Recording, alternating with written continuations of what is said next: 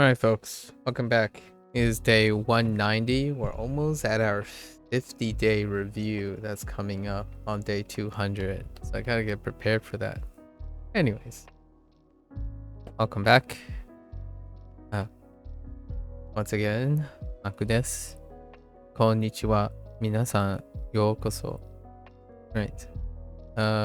We're getting into our Tay forms. Let's try to remember all the stuff. Alright, so we're gonna do our total recall. Okay. Let's do what we Let's do what we did yesterday. Which is to start with the standalone vocabulary first. So unit 44, right?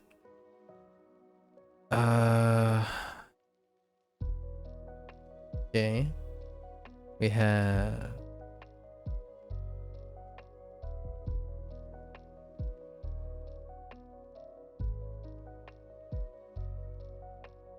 Heijitsu. Heijitsu.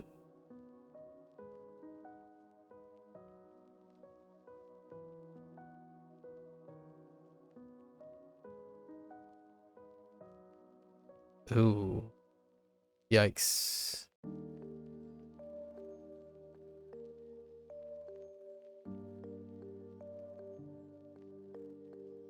Okay.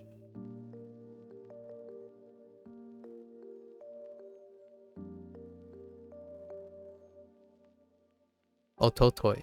Ototoi.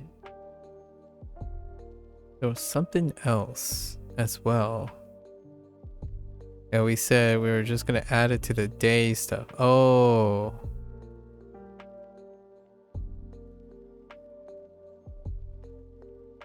Sugu. Sugu.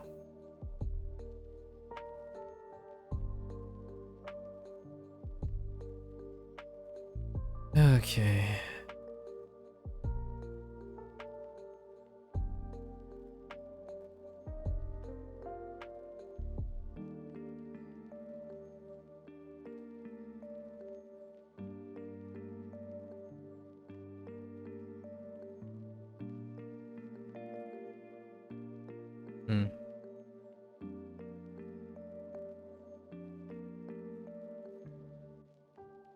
Man.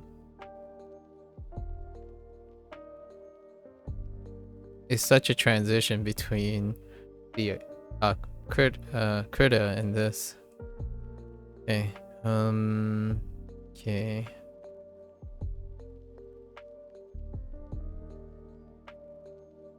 Okay.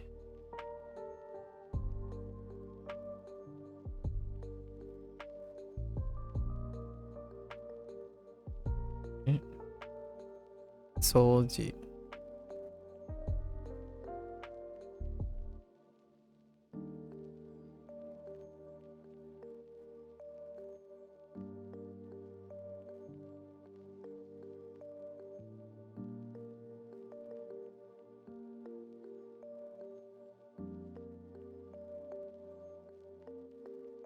Sentaku.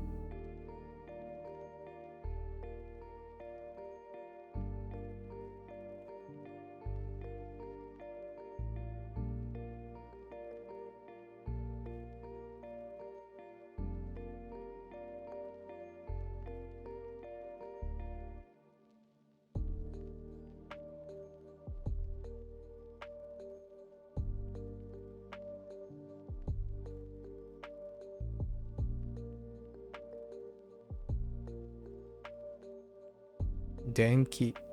Denki. Alright. Those are our like characters for this unit. Let's go over some reminders. So we have the Tay form. We have imperatives.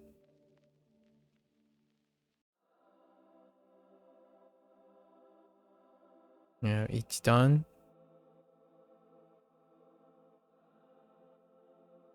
Our examples are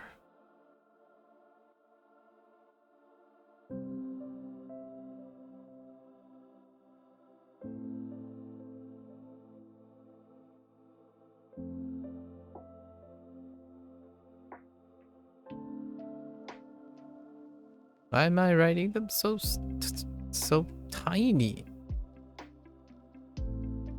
Okay, hold up.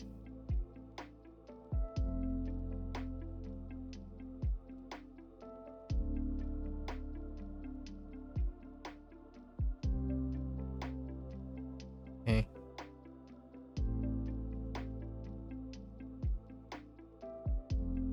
Akete. Akete.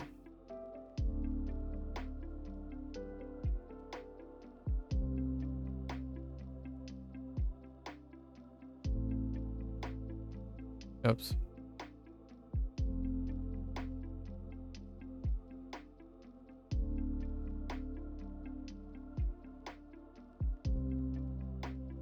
Shimete.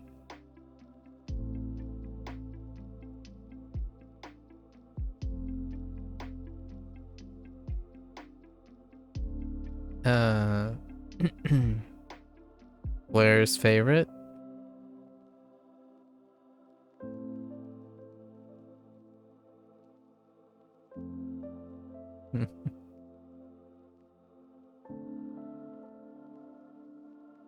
Tabete. Tapete. Tabete. Tabete. Tabete. Taberu. Yeah, tabete.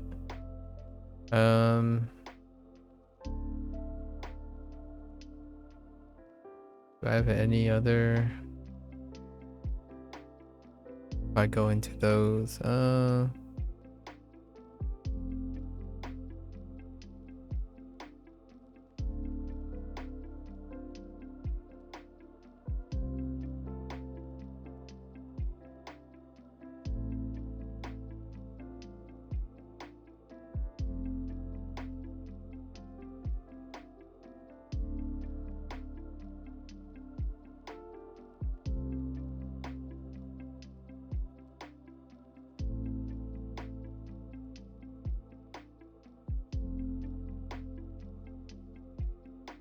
this program, I tell you. So, abite. Here's abite.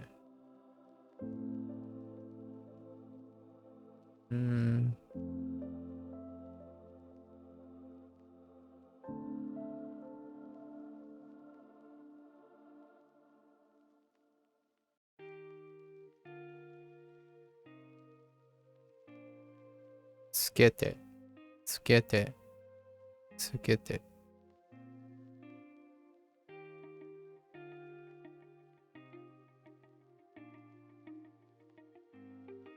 I think that's good. We have Godan.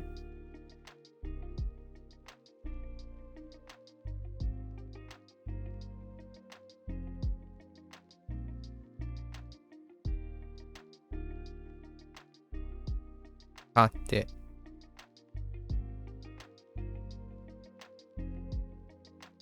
Adding extra from yesterday. Oh.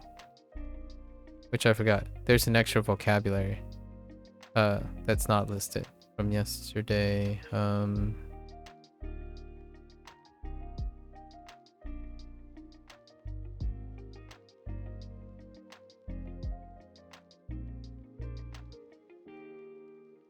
Oh no.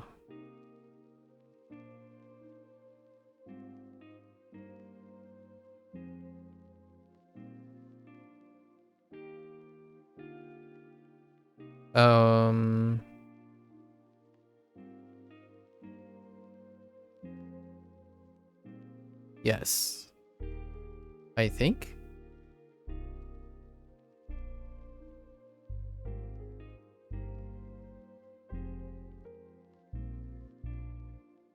Oh wait, that's awkward.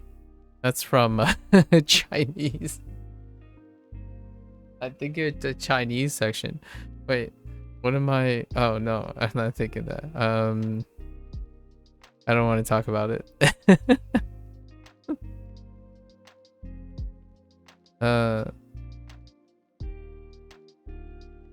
Oops.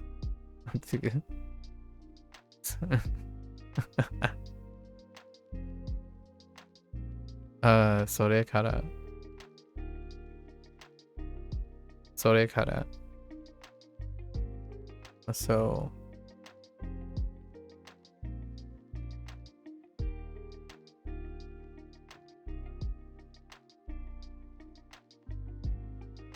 a STEM thing. Oh, and we have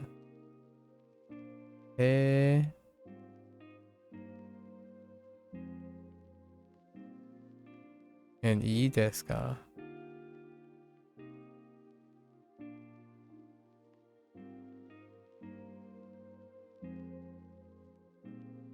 I feel like there's something, there might be something else too. Just keep going.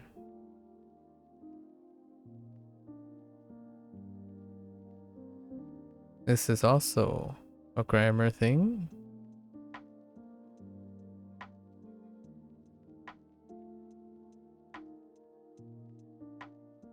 So, 帰って.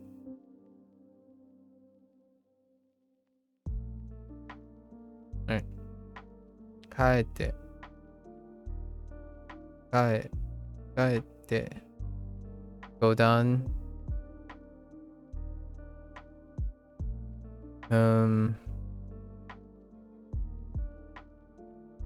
Ru.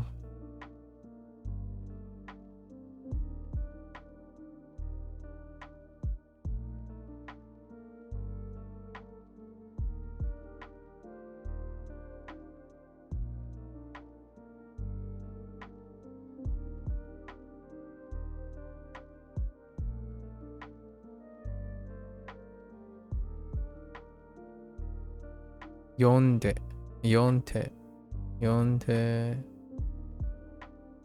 And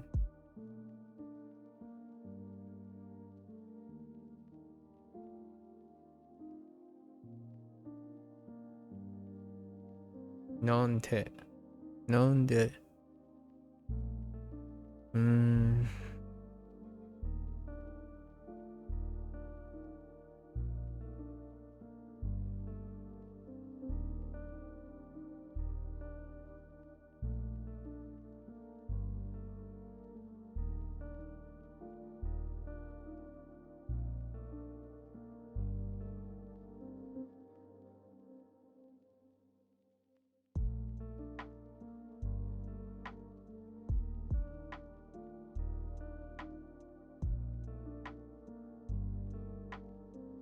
Oh, right.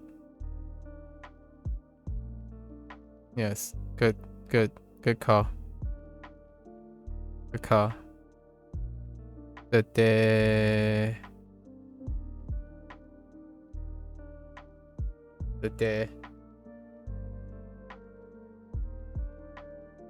Okay. I forgot that yesterday too. The doc one. Okay, let me write that.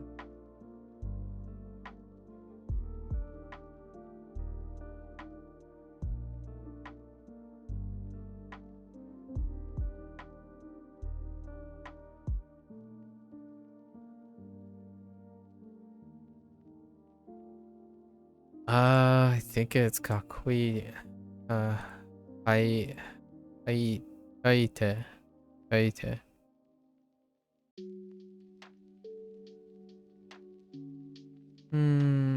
What other examples do we have? I feel like there might be a few, maybe one more thrown in somewhere. They kind of went through a lot of different predicates and then tried to like use all the previous kanji, like mado for opening and closing, something, drinking, like mizu, books, hon, uchi, or ie. So all these ones have associated kanji, except maybe kaite. Kaite was like debut. Oh yeah, mizu, ie. Oh, right.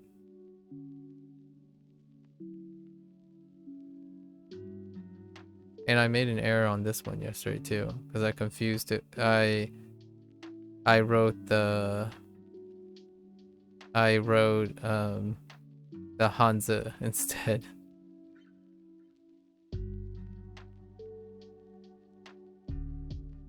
And sawate, sawate, which is why they introduced tatsu or sawaru.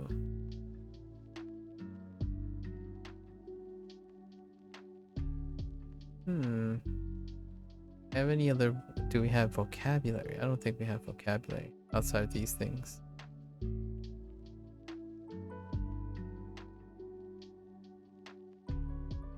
So stand up, like sit down. Then we have turn on. That's why there's denki, and shower or abite. Abete.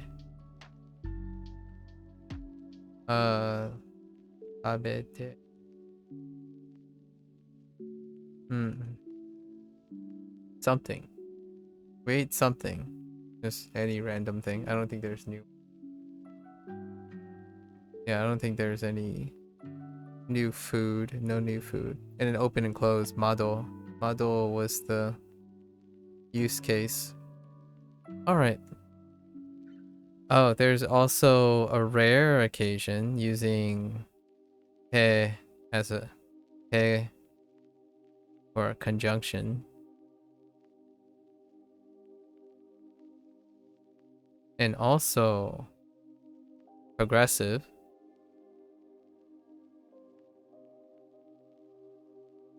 Polite progressive. So imas.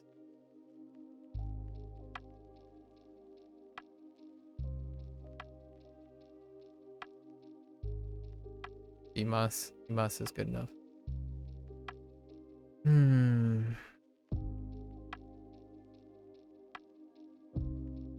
Yep. Wait, there was some. I feel like I made a note about before as well. What was before?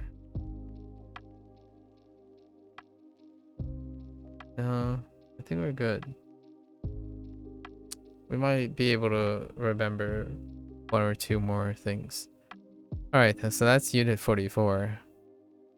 Unit 43, position.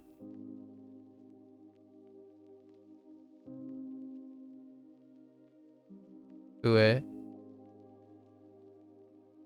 Shita.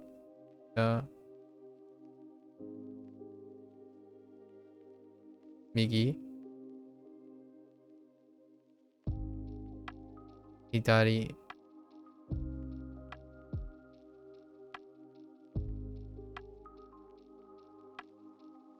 Aida.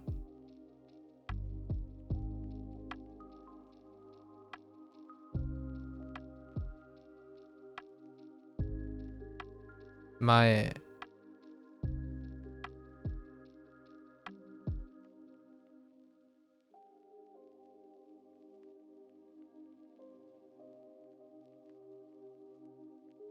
Ushiro.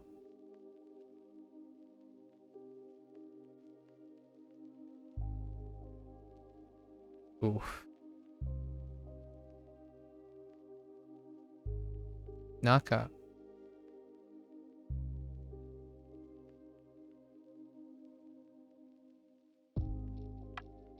I didn't add this before. Soto.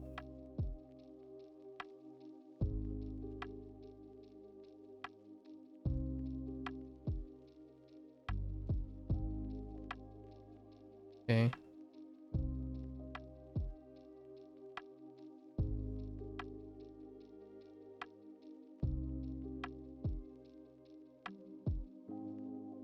Yoko.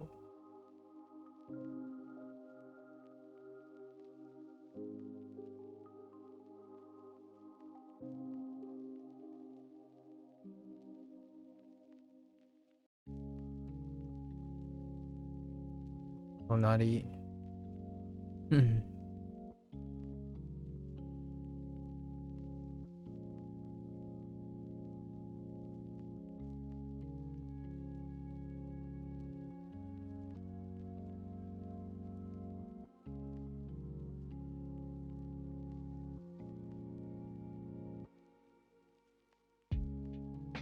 台湾。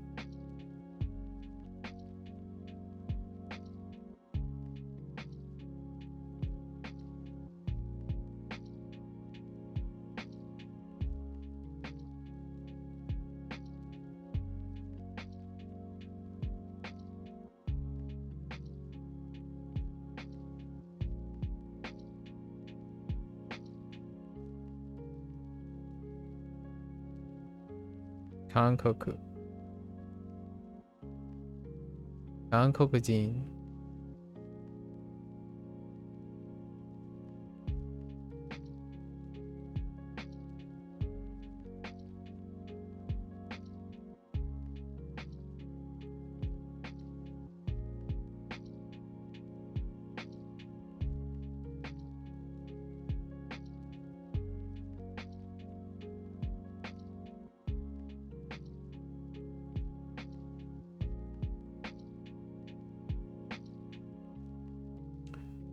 旅行。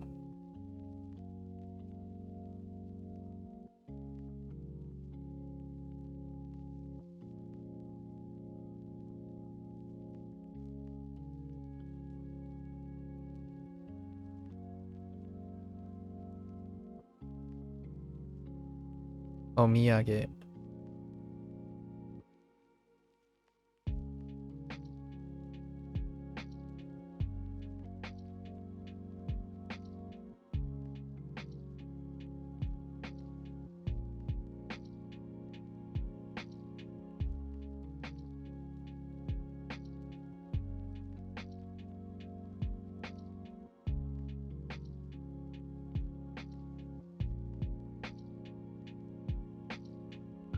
うどん。うどん。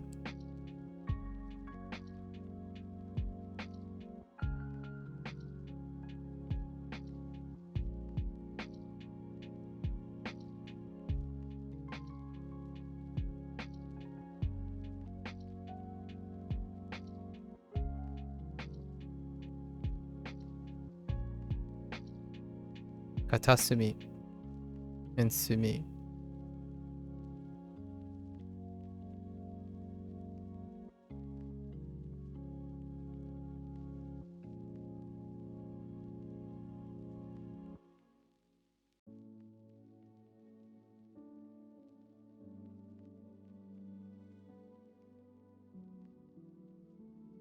鏡。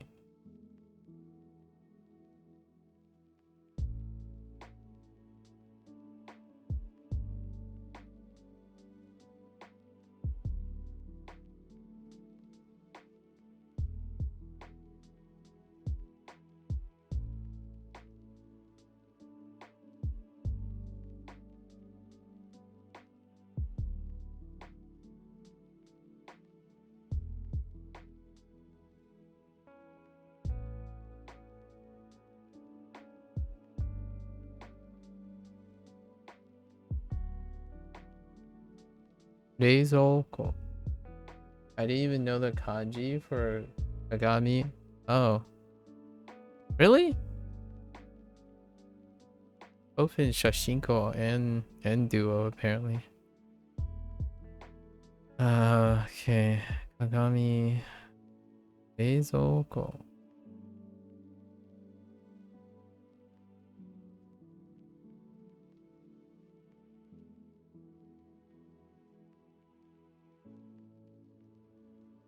本棚。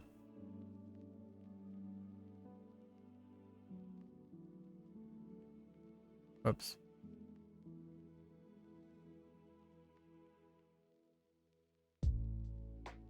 冊。一冊。三冊。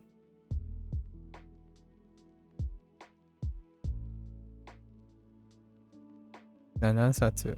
Oh, that's awful. 7冊。8冊。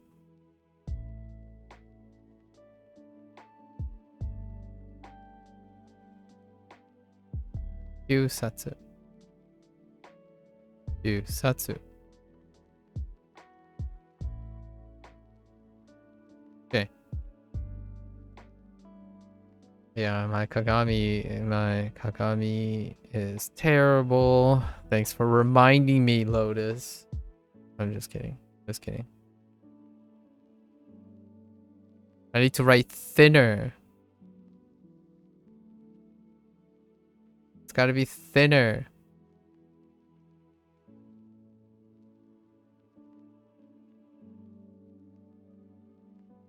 There's no weight in this plugin, so it's always the same thickness. Okay.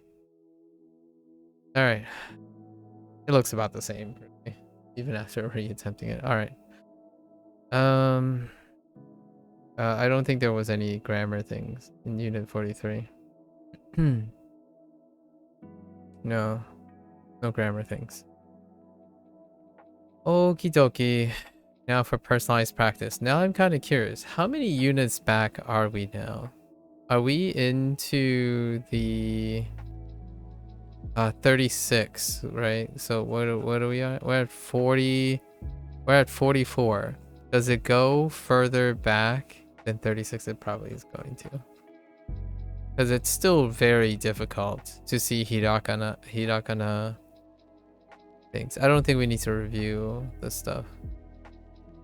Pretty sure I got everything. Oh, I skipped some. Wow. Yeah, I did skip something. I skipped kitanai nagai tokidoki and hikui.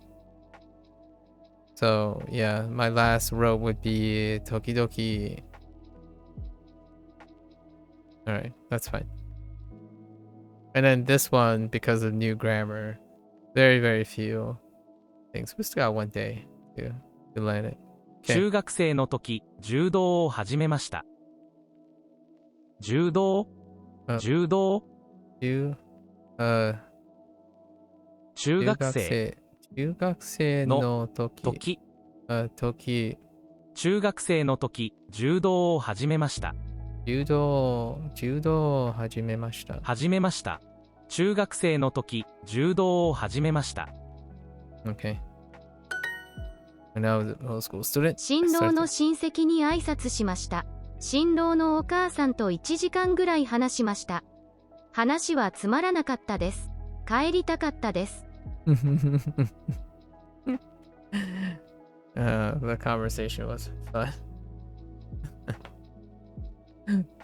新郎の親戚に挨拶しました。新郎のお母さんと1時間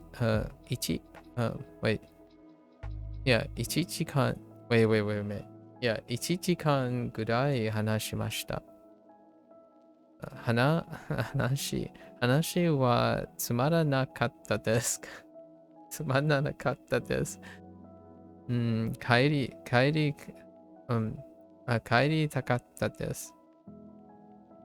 The brides, or not, the grooms, I greeted the groom's parents. We'll just say they greeted the groom's parents. They talked to the groom's mother for around an hour. The conversation, right? The conversation was boring, and I wanted to go home. Yes. 中学生の時、バレーボールを始めました。中学生の時、バレーボールを始めました。中学生の時、バレーボールを始めました。Started. I started playing volleyball. Okay, they went with playing. Sure. Started playing volleyball. 子供の時、よく絵を描きました。楽しかったです。いつも母にその絵をあげました。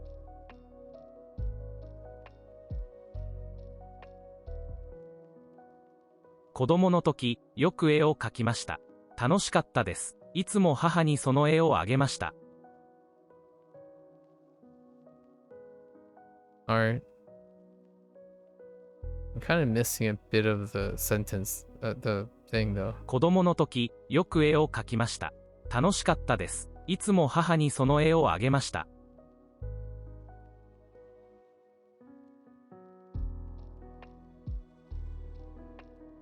子供の時、よく絵を描きました。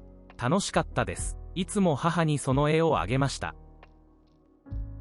子供の時、よく絵を描きました。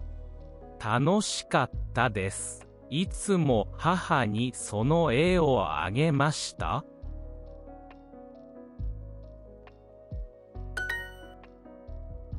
Some part of it I'm having little problems resolving. 多分明日ね多分明日元気になります。Okay, sure. 元気になります。元気になります。I'll probably be healthy tomorrow or get better tomorrow. 今日薬を飲みました。元気飲みました。レジで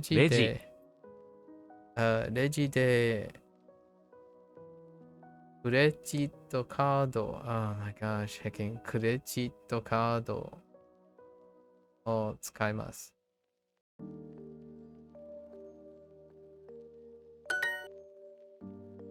明日学校休みます。Short absent from school 時々壁に絵を時々壁に絵を描きました。描きました。It's a different 描きましたthough. 壁 We know both kakus now. In this context.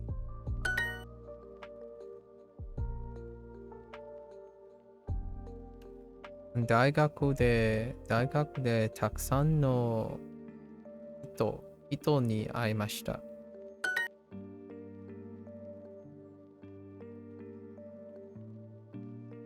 明日仕事を going to be明日仕事を休みます。明日仕事を休みます。多分明日元気になります。多分明日元気になります。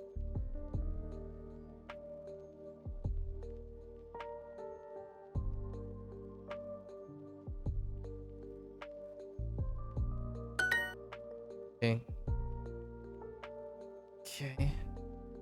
アレックスさんの兄を診察の挨拶しました。お兄さん。お兄さん。アレックスさんのお兄さんを挨拶しました。アレックスさんのお兄さん。Oh, that's right. に Yeah. I did not remember that. Yeah, ni. Right. に挨拶挨拶しました。すみません、クーポンを使います。すみません、クーポンを使います。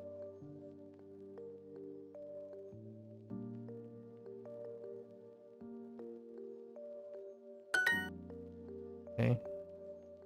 毎日絵を描きました。毎日絵を描きました。大学でいろいろな人に会いました。大学でいろいろな人に会いました。Okay.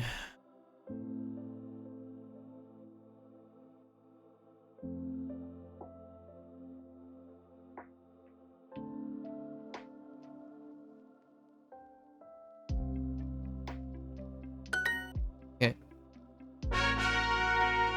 Alright. このホチキスのデザインはいいですね。小さくて便利です。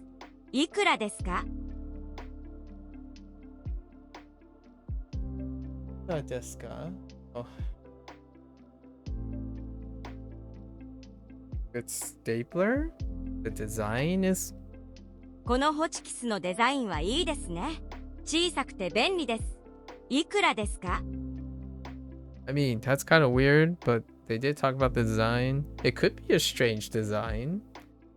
I guess strange being undesirable. And just that the design was good. That's fine. I don't think a good stapler means necessarily a good design. この色鉛筆は安くて安くて可愛いです。このペン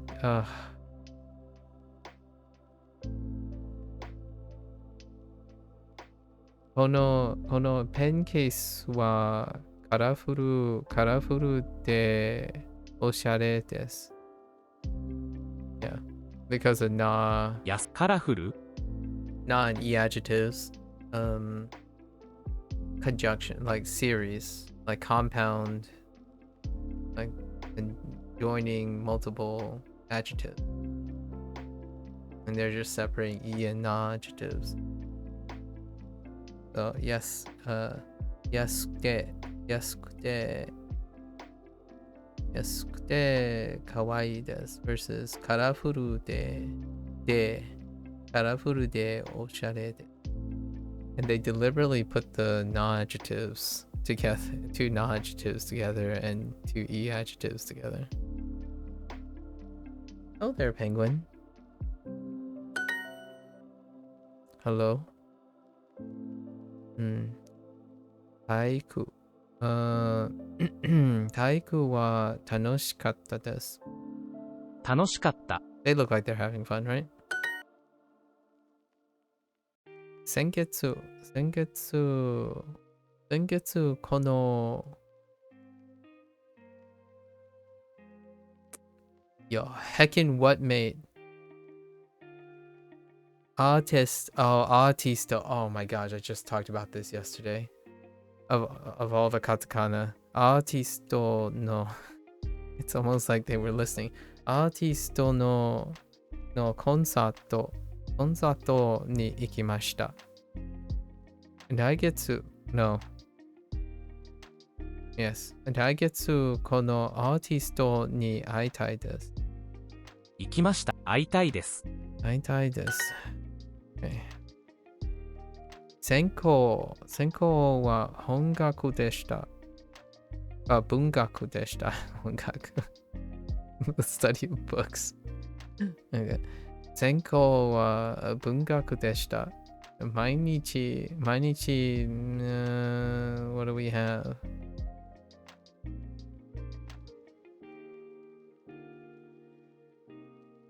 さつまいも。ぬいぐるみ。That's an old one. あ、小冊。牛肉。wait. 毎日何を読みました。小説。novels 小説。ぬるくみ。I read plushies. I read plushies every day.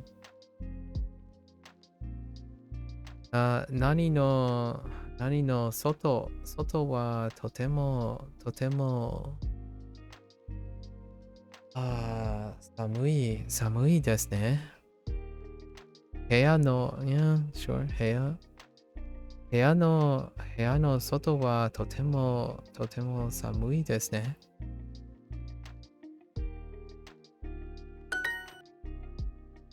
Okay, and we just got it. So. 部屋 Weird to see 部屋 like that again. の部屋の外は寒いです。とても寒いです。よ。はい。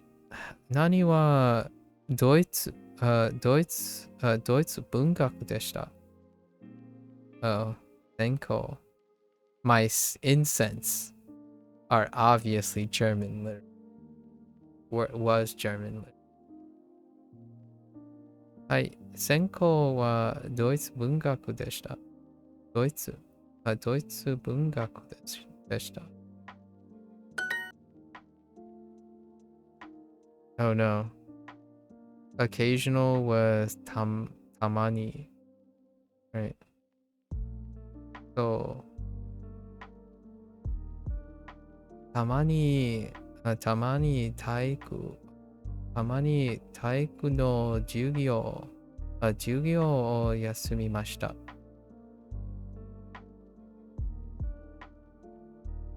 たまに体育の授業を休みました。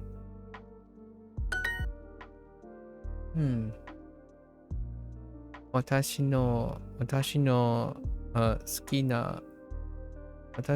好きなサークル probably no? Oh 何に会いたいです。Oh バンド works. I was thinking favorite club as opposed to like a sudden switch. This is cheap and stylish. Okay. Right.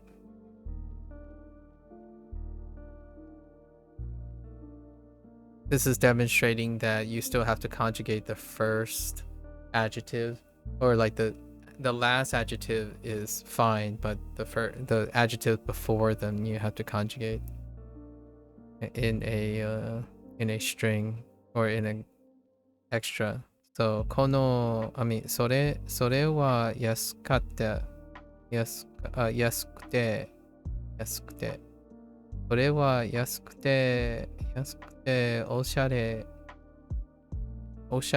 でしょ。I see an exclamation mark. I tend to add yo, I guess. これは安くておしゃれでしょ。頭カーテン水泳西悪い。はい、専攻は中国文学でした。はい、専攻は中国文学でした。中国文学でした。OK。専攻は中国文学でした。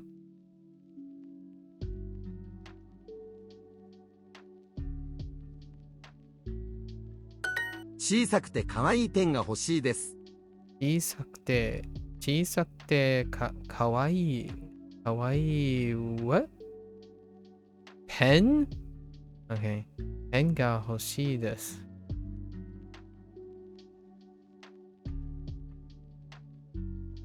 小さくてかわいいペン。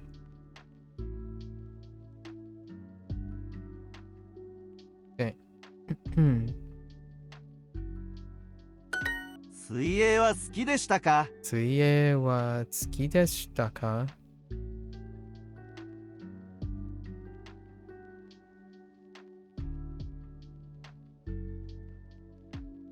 水泳は好きでしたか？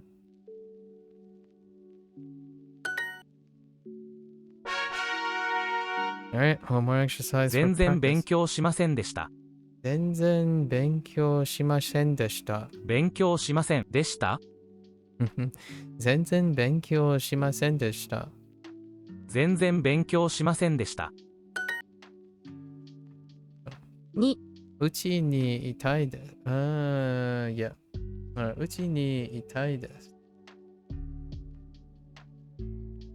Why is it written like that? いたいです。いや、OK。うちにいたいです。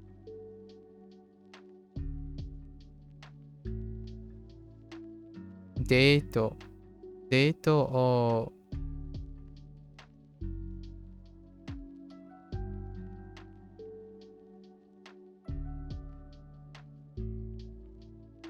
キャンセル。Oh my gosh、キャンセルします。キャンセル。I'm like、キャンセ What the heck is せキャンセルします。でもまだ起きたくないです。でもまだ起きたくないです。まだ起きたくないです。起きたくないです。でもまだ起きたくないです。I don't want to get up yet. でもまだ起きたくないです。Yeah, I don't want to get up yet, though. Okay. Okay. 子供 Oh, that's interesting seeing 子供 like that again. 子供の時、毎日公園に行きましたか？毎日公園に行きましたか？子供の時、毎日公園に行きましたか？ 11時まで起きたくないです。11時 something まで11時まで起きたくないです。起きたくないです。ないです。I don't want to get up until 11. Sure. もう8時です。8時 Fair enough. 今夜のデートもキャンセルします。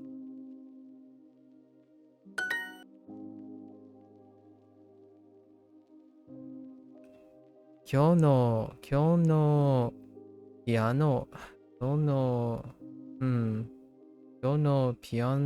レッスンをキャンセルします。今日のピアノのレッスンをキャンセルします。ケンさんの何はいつも良かったです。grades? 成績yes, weak word. The comma is definitely a weak word for sure. Indeed.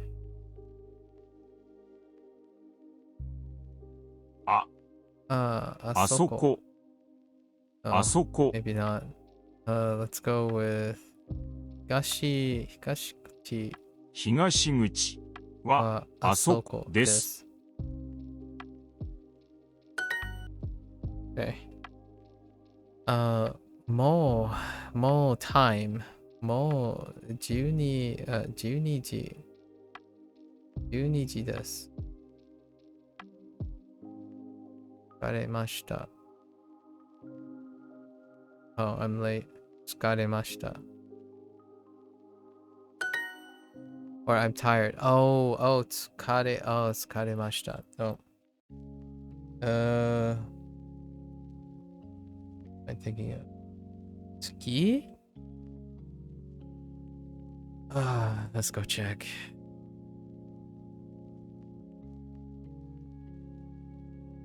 Oh no, I'm not thinking. I'm thinking of Okireru. Oh, hey, Okireru has the same character for Osoi. Neat. Very neat. Oh. 全然全然勉強しませんでした。勉強しでした。中学生の時、成績は良かったですか？よかったですか？中学生の時、成績は良かったですか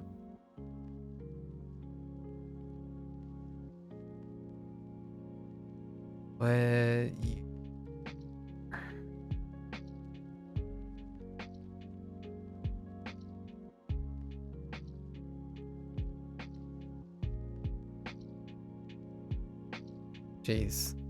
English. 子供の時よく何をしましたか？子供の時、よく何をしましたか？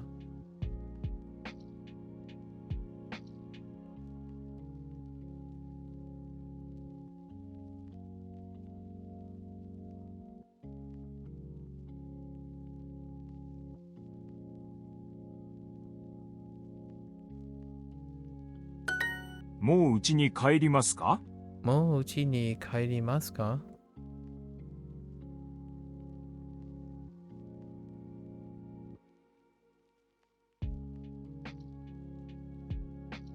もう家に帰りますか？ Okay. How far away am I from finishing the entire Duolingo course? At the pace I'm going, which is probably not going to stay the same, it will be another like 7 months before I reach the end of the Duolingo course. 6 to 7 months from the end.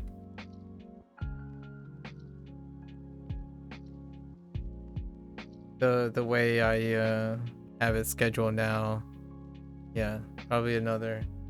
Takes a solid year and a half, probably.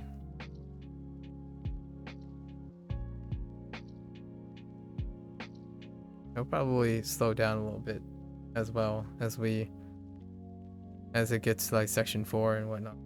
I don't imagine it going faster there as I get near the end. So we'll give it like a year and a half total. It's been 190 days, so 6 months and 10 days if we were gonna round up all the months to 30 days. All right. Back to our current. 平日は忙しいですか？ 平日は忙しいですか？平日は忙しいですか？忙しいですか？平日は忙しいですか？ I don't even think about the I stopped reading the translations out loud. I should maybe occasionally go back and read it, saying the translations out loud to myself. Because I've been getting rusty. Pretty much like nearly 99% of my errors deal with actually translating the sentences into proper English 週末。週末。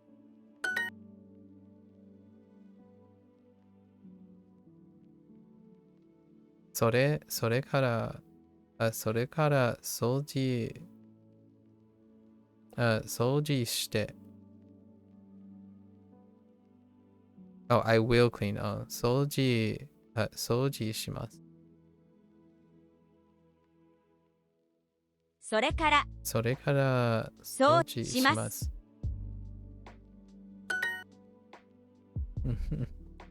妹。平日。週末。半分。高い。週末は買い物をします。週末は買い物をします。週末は買い物をします。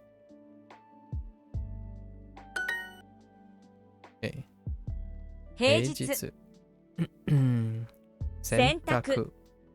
掃除。冷たい。週末。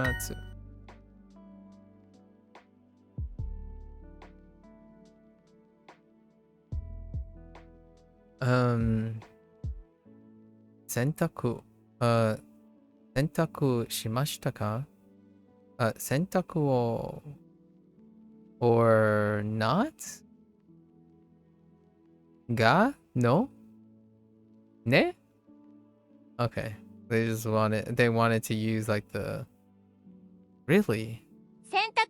洗濯しましたか？ Okay. The act of doing laundry put together, make it a suru. That's fine. It says, "Do you want to? Did you do the laundry?" So I was more inclined to use suru with an o, as in the laundry. So 洗濯をしましたか? But that's fine too. I guess we can be lackadaisical about the o particle in these cases, which is very colloquial, actually, to not do that. はい、週末は忙しいです。はい、週末は忙しいです。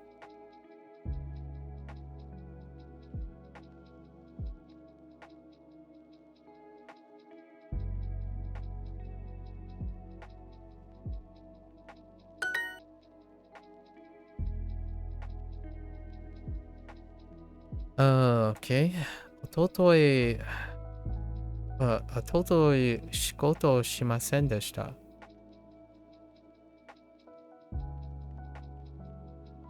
I guess.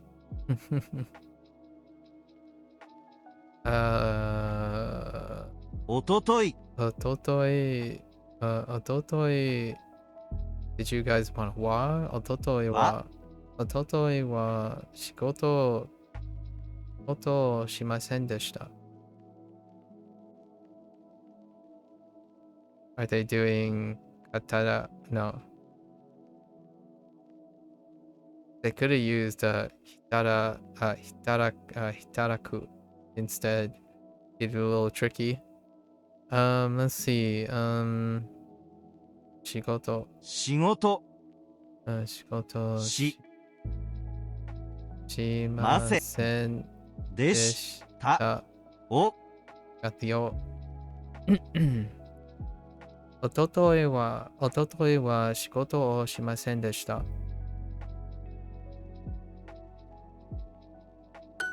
家の掃除をしてください。Okay. 家の掃除をしてください。家の掃除をしてください。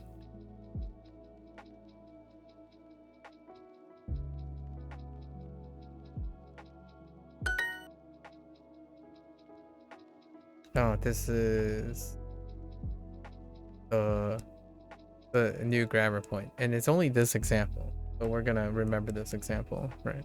This is our prototypic example of how to use それからwith a predicate stem. So 学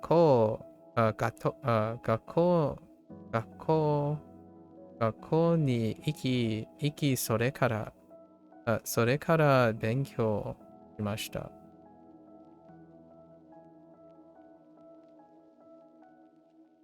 学校に行き、それから勉強しました。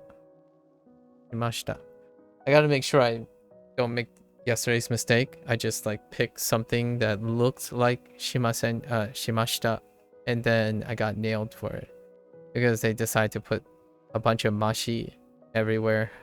Okay, just gotta double check. Okay. 学校に行き、それから勉強しました。選択してください。選択してください。Please. 選択して。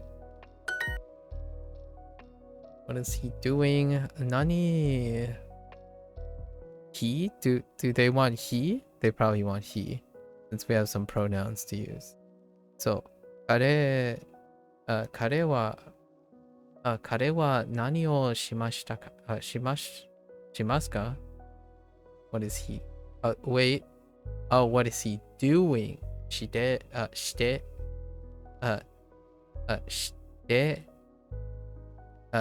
います。していますか Right. So, 彼は何をしていますかしていますか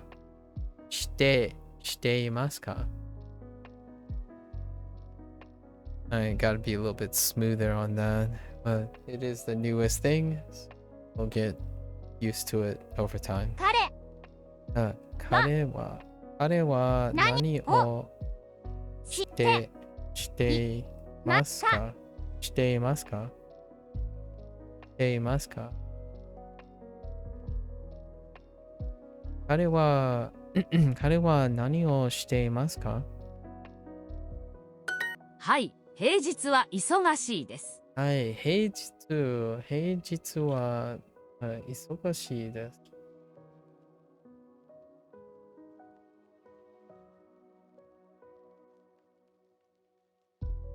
Who isn't really, right? おとといは何をしましたか This person, this guy, I'm just kidding.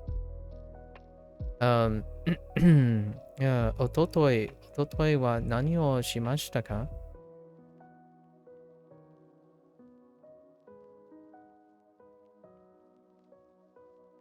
Okay.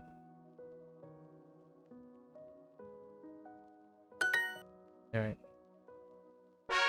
It's pretty low key still. 帰りました。窓を開けます。窓を開けます。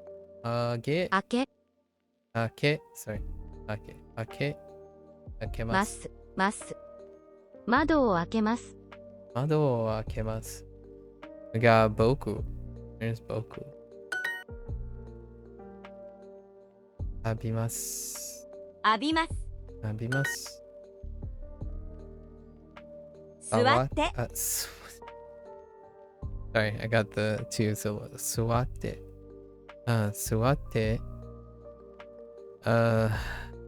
掃除。The suck. 洗濯。開けません。座りました。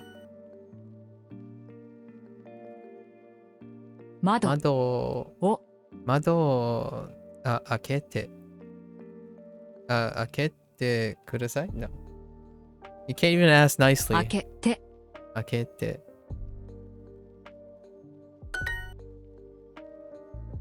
帰ります。掃除。座りました。浴びて。開けません。どこに座りましたか I don't know why I slowed down.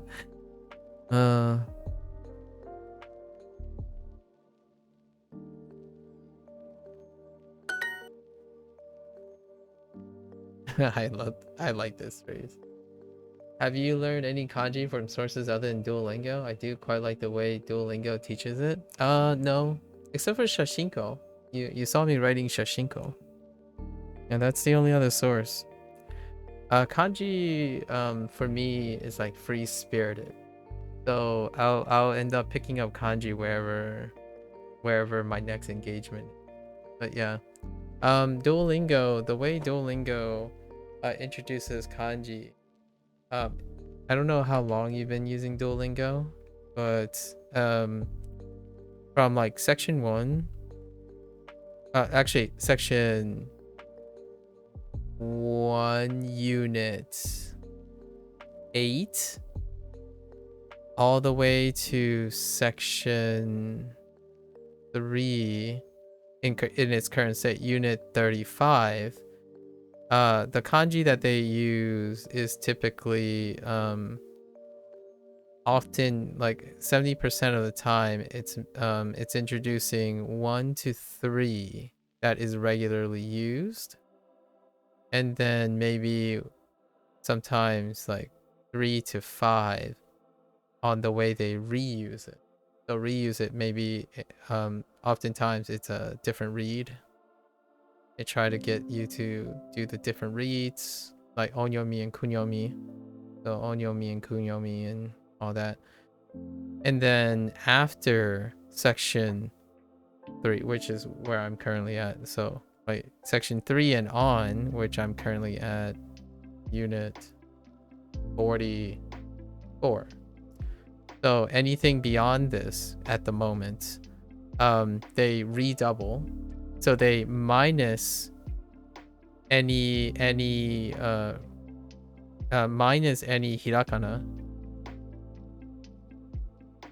that isn't kanji. So isn't commonly written as kanji. So starting from this point on, all the phrases would be whatever the kanji is.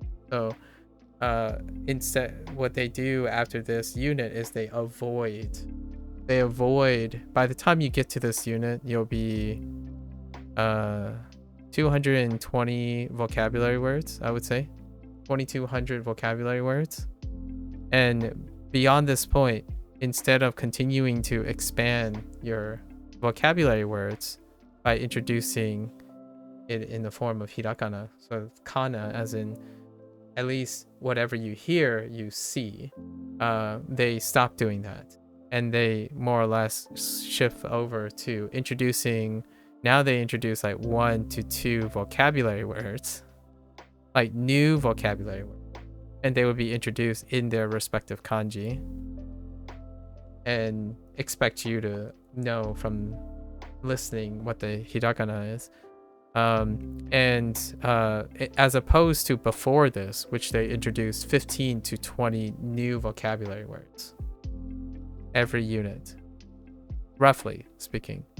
So, and all of these are, the majority of them, only 1 to 3 of them will be kanji, possibly, maybe, or they would be in katakana as well.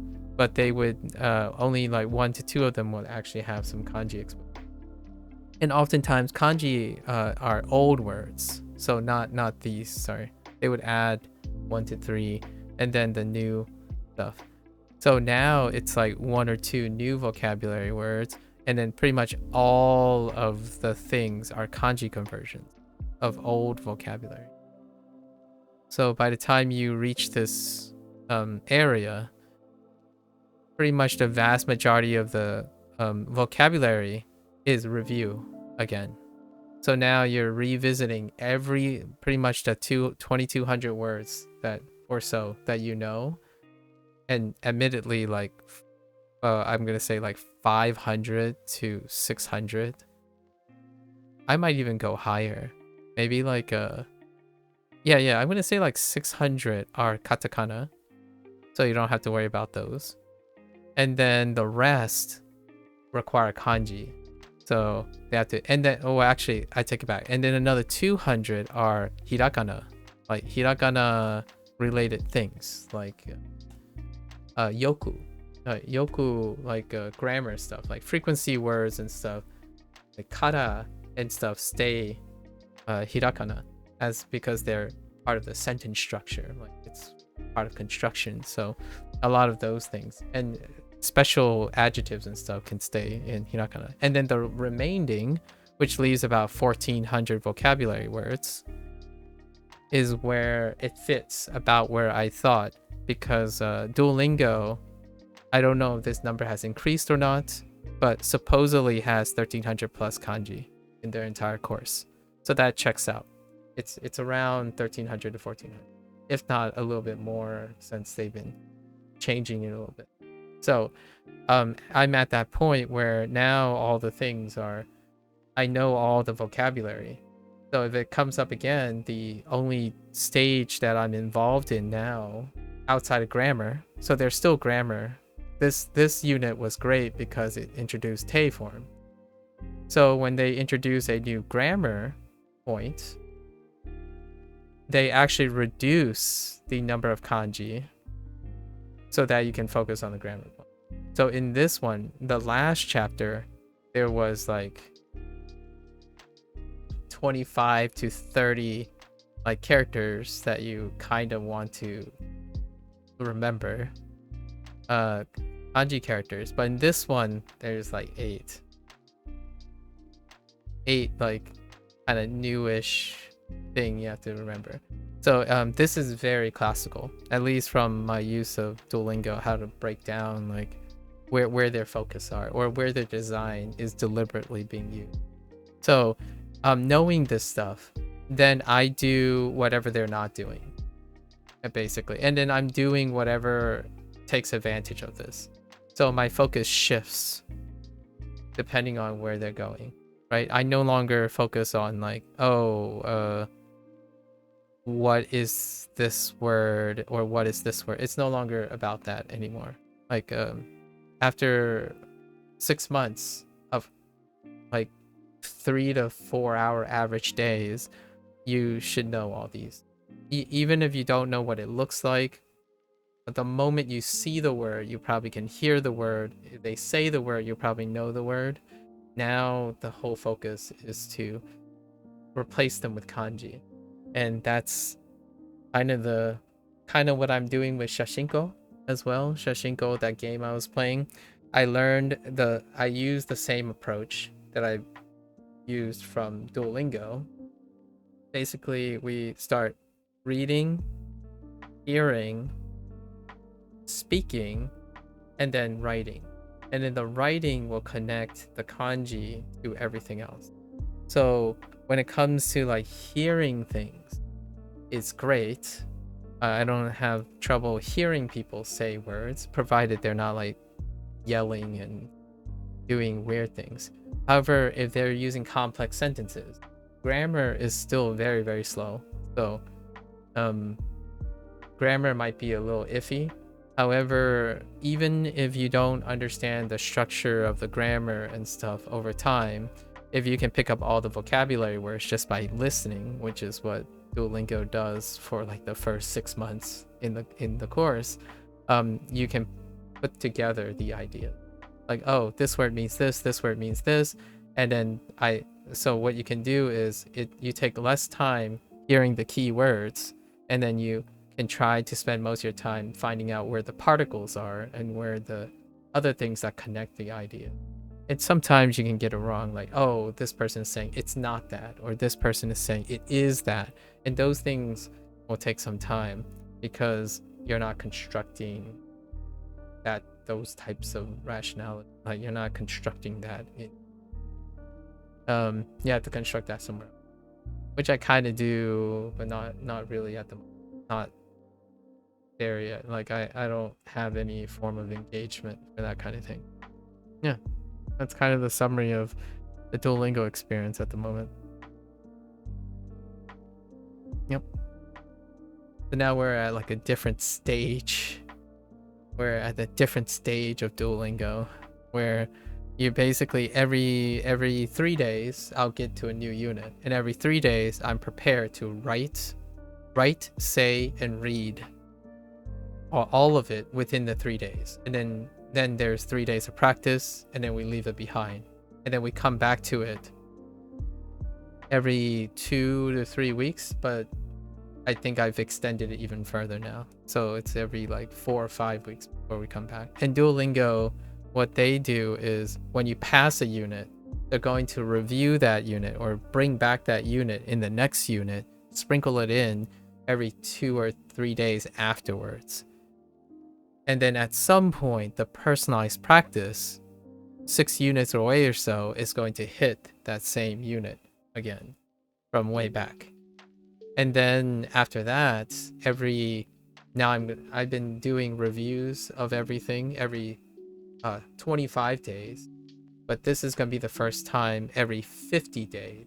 So in 10 days, on day 200, I am going to do a review of the last 50 days and see like things that I want to remember, things that I've forgotten or something, generally things that I remember, and things that I know I have forgotten. So there's definitely a difference between how I feel. Because of the way Duolingo teaches, you can most likely remember things you have forgotten, as in Duolingo covered this, but you haven't remembered it because there's not enough context to remember it, like aid it in some way, like however people. But one thing that it can do is you have forgotten it, so in some way you should have known. So that's kind of the review process. I'm like, okay, well, I should remember this, I should remember that, oh yeah, I remember this. Usually though, that's the final stage, and lots of people don't actually do that stage. They just go back and keep doing input, constant input with no recall, like no recall stage whatsoever, because they believe, which that's perfectly fine with me, however they go approach it. If they manage to get to their goal, that's perfectly fine. I output regularly in a way that helps me guide my competence. So other people trust the process, which that's perfectly fine too, because there's time tested approaches that emphasize if you input enough, the output just happens. I'm like, okay, that's fine. I'm far more regular and disciplined with my output, so I don't trust myself as much as other people trust strangers' approaches. So I output in a consistent way, in ways that I can measure myself. So yeah, really, really wonderful. Sorry, like I always provide more than necessary for the questions. I like answering questions to the best of my ability. Anyways, Sugi, Sugu, Sugu ni showerを浴びてください。Right. すぐすぐにシャワーを浴びてください。そこに座ってください。そこに座ってください。そこに座ってください。Please sit there. Wait.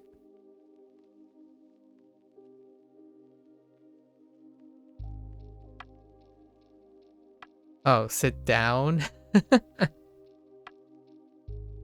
I swear. Okay, that's a thing. That's definitely a Duolingo thing. Clean up instead of just clean. And the verbal phrases with the preposition, like sit down, meet up, go to, instead of just go, sit, clean, wash. They would say things like wash up, or wash up, sit down, stand up. And totally a thing that I'm not used to in English. It's stand, sit, clean, go. And please sit there instead of please sit down there, but I get it. It's kind of explicit, I suppose. Although it is you'll end up you constantly ending up phrases with a preposition doing this. そこに触ってください. In this case, Soko helps out. Okay.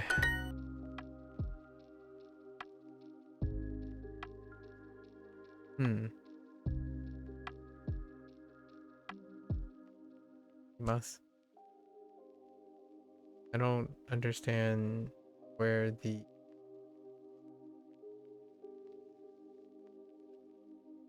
I go home. Are they using kairi? Kairu? Or are they using iki? Iku. Probably kai. Okay. 家に6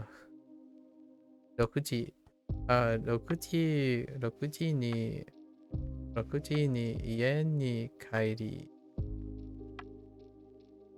ります I guess. I don't know why this phrase is in here. 家 Oops. 6時6時に家に帰ります帰ります Oh, go. Oh, good one. I totally forgot about the 6 p.m. Go. 6時に家に帰ります。彼女は水を飲んでいます。彼女は水を飲んでいます。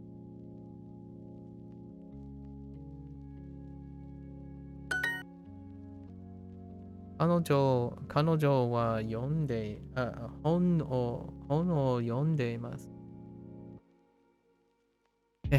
彼女 Where are you? 彼女は本を読んでいます。読んでいます。書いていません。書いていません。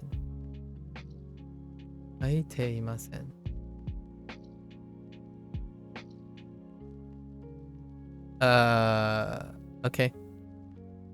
Alright. 書いていません。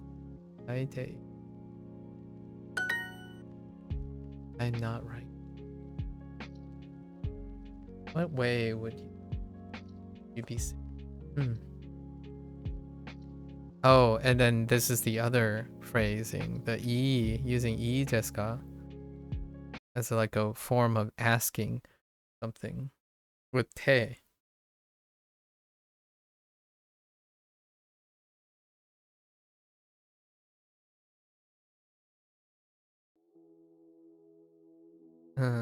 Okay.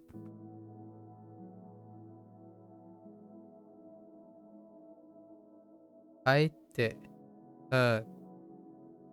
うちに帰っていいですか or 家に sure 家に家に帰っていいですか家に帰っていいですか今朝ごはんを食べています。今朝ごはんを食べています。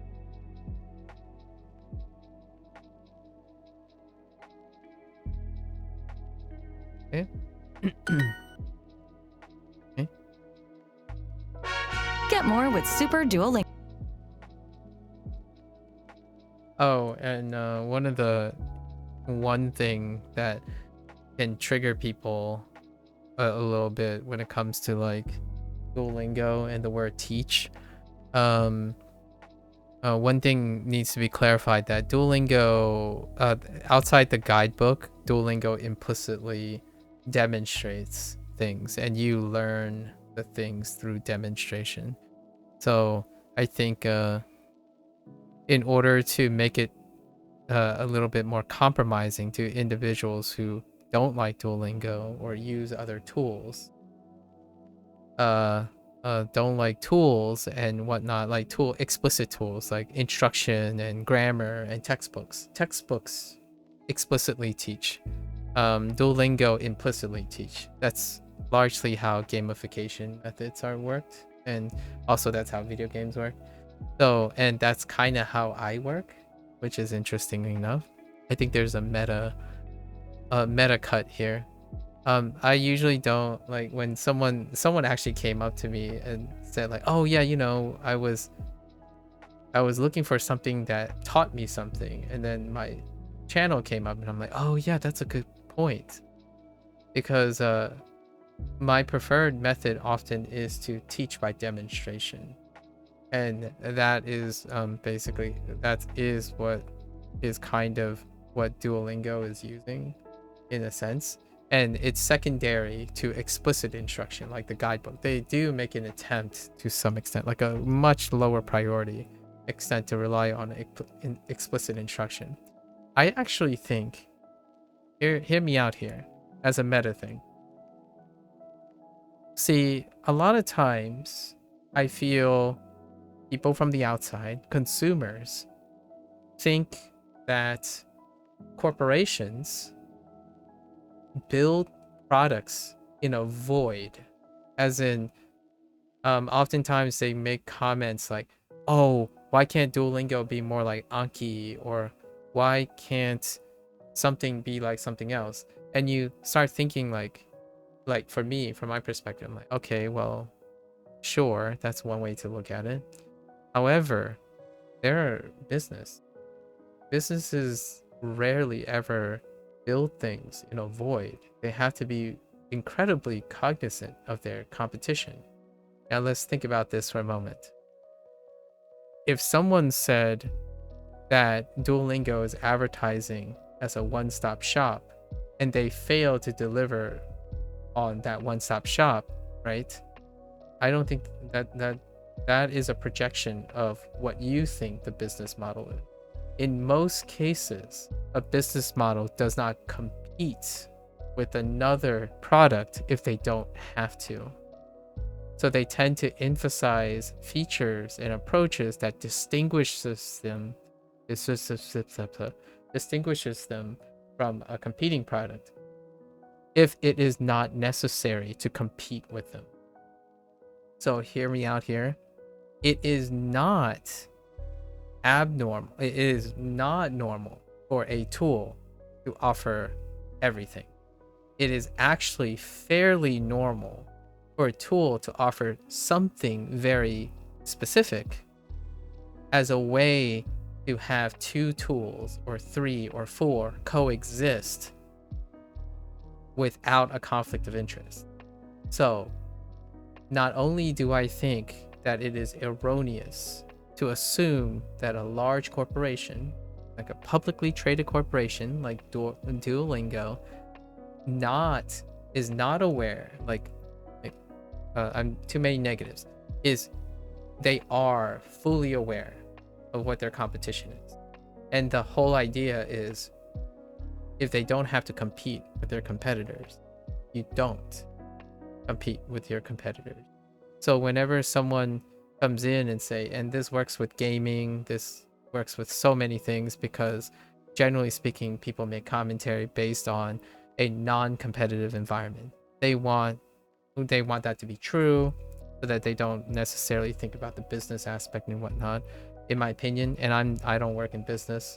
I'm using logic right now to predicate. If I have a product that has a sustainable community and it doesn't have to compete with another product, and I don't have to pour millions of dollars into R&D in order to circumvent and play by my competitors' rules, as in, oh hey, look, Anki is like several years ahead in this department, let's go chase Anki as a competitive product, right? That's kind of like expecting Nvidia to suddenly say, let's go make CPUs let's go dump all our revenue and make CPUs because Intel and AMD is clearly not ahead of us, having like 3 decades worth of head start, that kind of thing. So ultimately, it's actually very, very normal, and I like to encourage this all the time, that you're not expected from anyone who produces a product to reasonably suggest that this is the only product you need, especially for language learning. So whenever someone asks me a question, it goes back to like, do I learn kanji from any other source? That's kind of the idea. I don't, however, I haven't yet. So the question often is, when am I gonna incorporate other sources? And my answer typically is whenever I stop being engaged by the product, right? So I'm still very much learning things from Duolingo. So I'm not pressured to integrate other sources of kanji.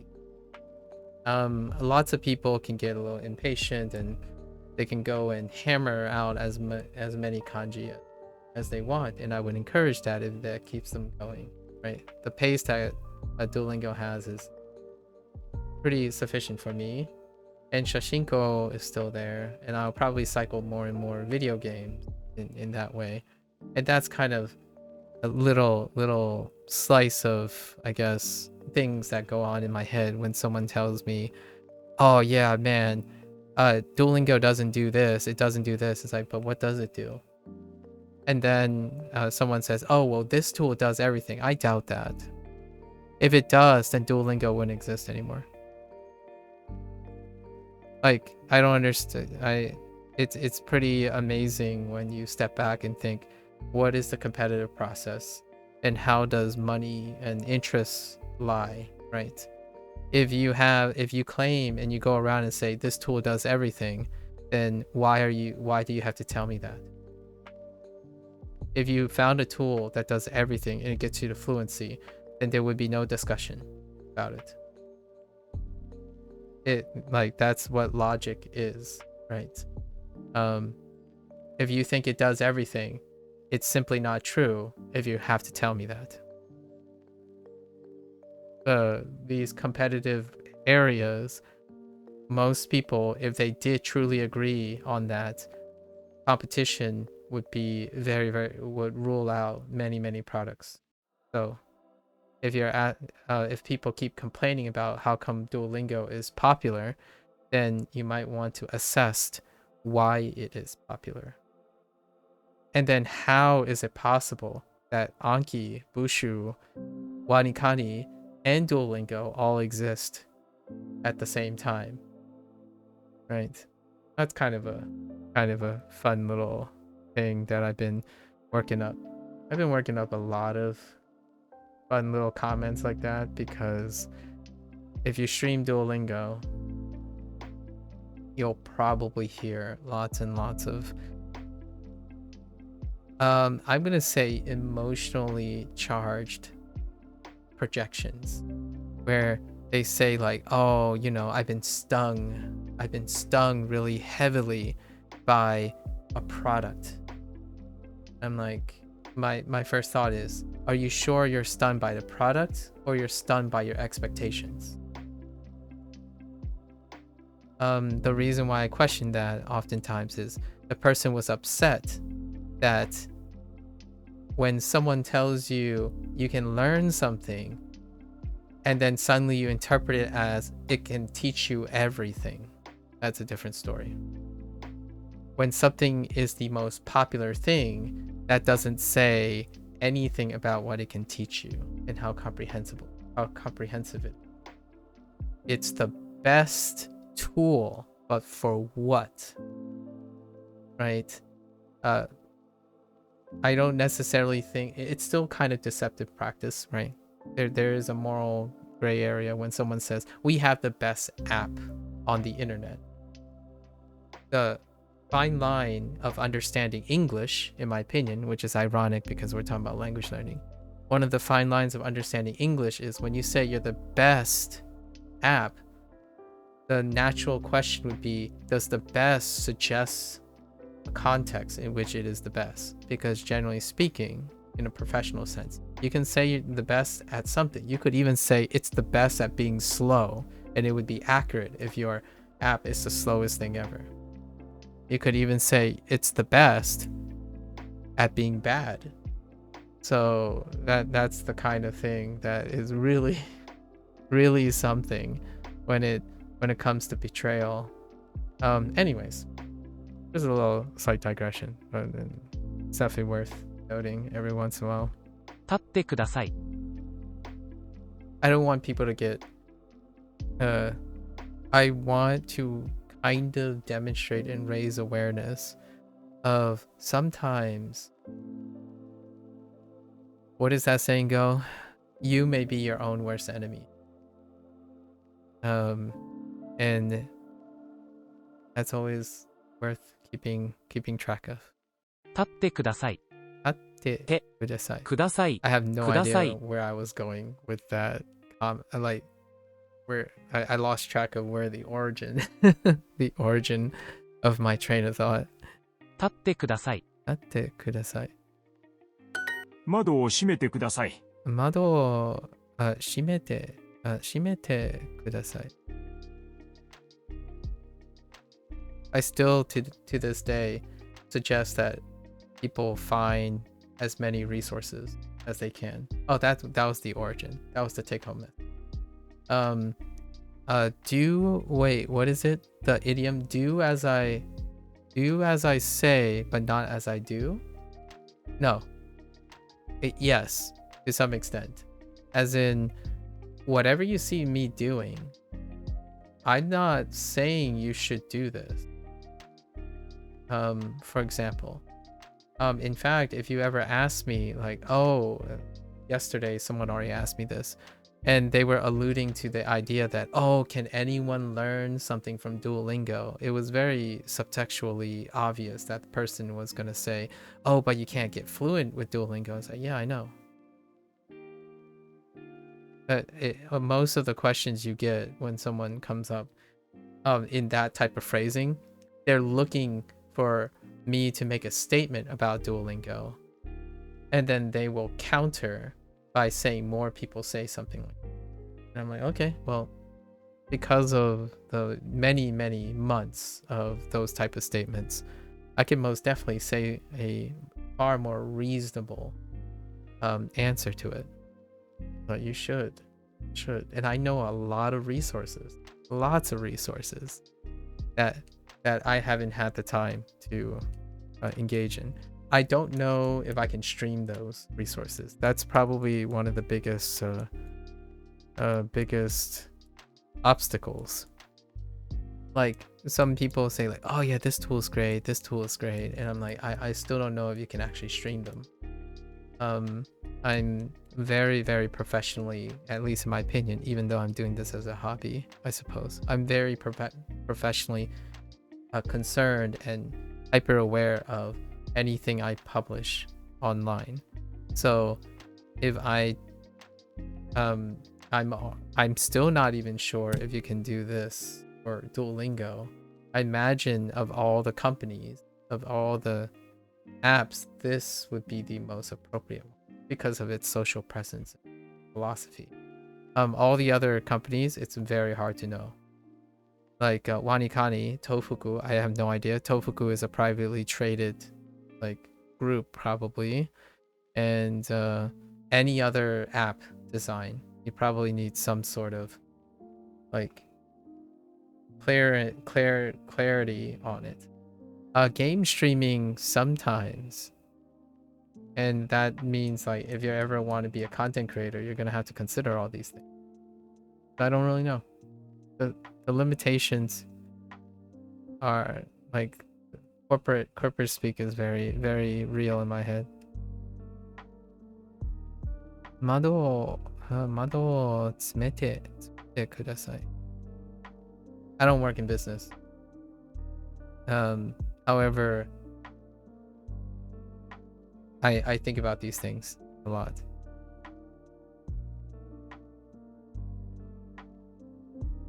please close. Go.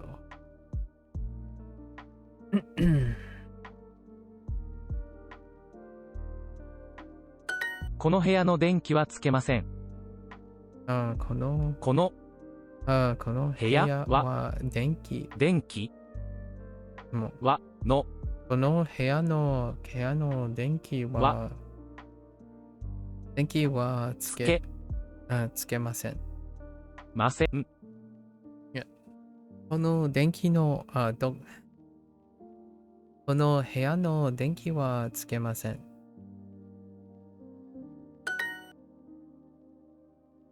窓窓閉めてください。閉めてください。洗濯。座りました。座りました。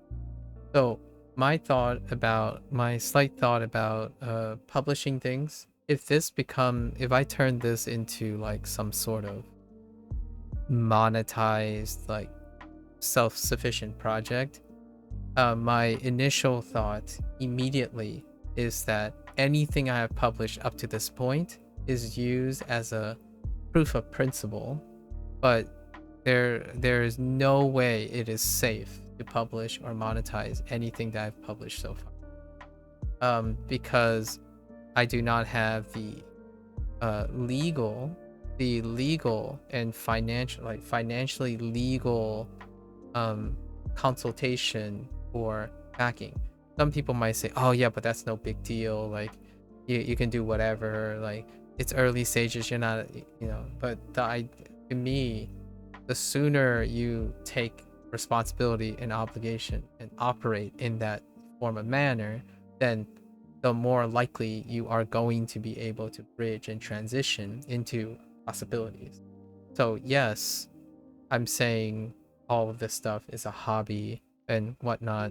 However, I leave myself open to the possibility that if someone approaches me for opportunities or I see opportunities, I will seize them. I also am well aware, at least on erring on the side of safety. So oftentimes people say like, oh yeah, but I'll just make any type of video and I'm gonna just shoot whatever and stuff. Like, that's great, provided you understand the limitations or the risks you're taking. It is great to be passionate and publishing everything, but those things are permanent. So cue the nightmare story where like, oh yeah, but back then I don't really know the legalities and whatnot. It's like, well, now you're a multi-million-dollar operation. So this is very topical, by the way, because if you're in the content creator space and you're looking at content creators, this is a very topical situation right now. And I'll let you use I'll let whoever's listening at this point use your imaginations how topical this is. And for me, working in so many worked so many things about making sure things are reliable, consistent, accurate, that whole nature of me when it comes to like scientific research and methodology and whatnot, so much ethics and ethical concerns and precautionary steps and whatnot. That's just me in a nutshell. So when I'm making commentary on how people go around and just say whatever they want, that's your prerogative. Or it's not going to stop me from trying to demonstrate that I want to be careful. I mean, one day, if you never want to become a social presence online or content creation, then that's perfectly fine. Right, out of sight, out of mind. However, whenever I'm on stream and whatnot, it might sound like hyper political correctness, but it's not the same. Being objective, realistic, and cautionary is different from censoring myself and not expressing myself. There are many clever ways and professional ways of expressing commentary, and who knows? maybe one day I'll choose to do this professionally. And to me, I think the early content creators are getting to a point where this is a foreseeable thing. I don't necessarily think anything is standardized right now. So that's kind of the scary part. And I don't want to be part of that. Like, what I mean is, I fear that I can become associated with certain things. And that also comes with how people like for example, Lacey, the idea of separating your streaming things from people you might know, because there's like association stuff, potential association stuff. So I know that might not be the original motivation, but that is one of those type of things you may want to consider doing in advance, right? So Q, yeah, that's exactly why. Yeah, so Q, like for example, Q examples like another content creator raids another person, right? And they say, oh yeah, this stuff is trash. Just imagine what happens 10 years later. If anyone you interact with up to this point, and then you think you can build a social presence, any discourse that you may have generated over the years, any one of them could tank your optics. So I want to like be very like encouraging, but at the same time want to paint a realistic expectation that much like how you interact and react to things emotionally, not you per se, Lacey, but a general audience, know how vigorously you react to something. You have to look in the mirror and look around how often people interact and react like you do. But those people may not necessarily be excited or entertaining the idea of being a social media figure or content creator. The content creators, though, if there's any form of thought in your mind that you want to be a public figure, then I would probably strongly reflect upon all the things you have done publicly. I started doing this well into my late 20s after spending a lot of times in places representing people and stuff. So I started off with the experience knowing that I must make sure that I can navigate these. Meanwhile, we have people who start at the age of like 14 and 15, like 13 at the earliest. And then later on, they go to be like, a lot of them become successful, and then only to realize something that they have done when they were young, which in my opinion should be forgiven. Like I believe in second chances or like innocence and learning and whatnot. However, the internet is not that forgiving, much like how people react to products that they consume every day. So just to like link it back to like Duolingo and video games and stuff, no, the harsher you are and how entitled you are, if you ever consider being someone on the internet or offering a product or something, know that that's the environment that you're gonna also be a victim of. So it's incredibly concerning. I like the idea that in the future this is not the case, where like it's kind of like going to a marketplace. People are tolerant and they encourage each other and like, oh yeah, okay, this kind of sucked, but hear me out. I think your next one is going to be great. Like let's talk about it. No, right now it's more like, I don't know this person, I'm just gonna write a nasty scathing review, and then later they end up being the developer, right? They end up developing their own game, and then everyone writes nasty and scathing reviews about them, and they're wondering like, oh yeah, okay, I get it now. And that happens a lot. And it's kind of like the typical, in my opinion, before the internet, it still happens.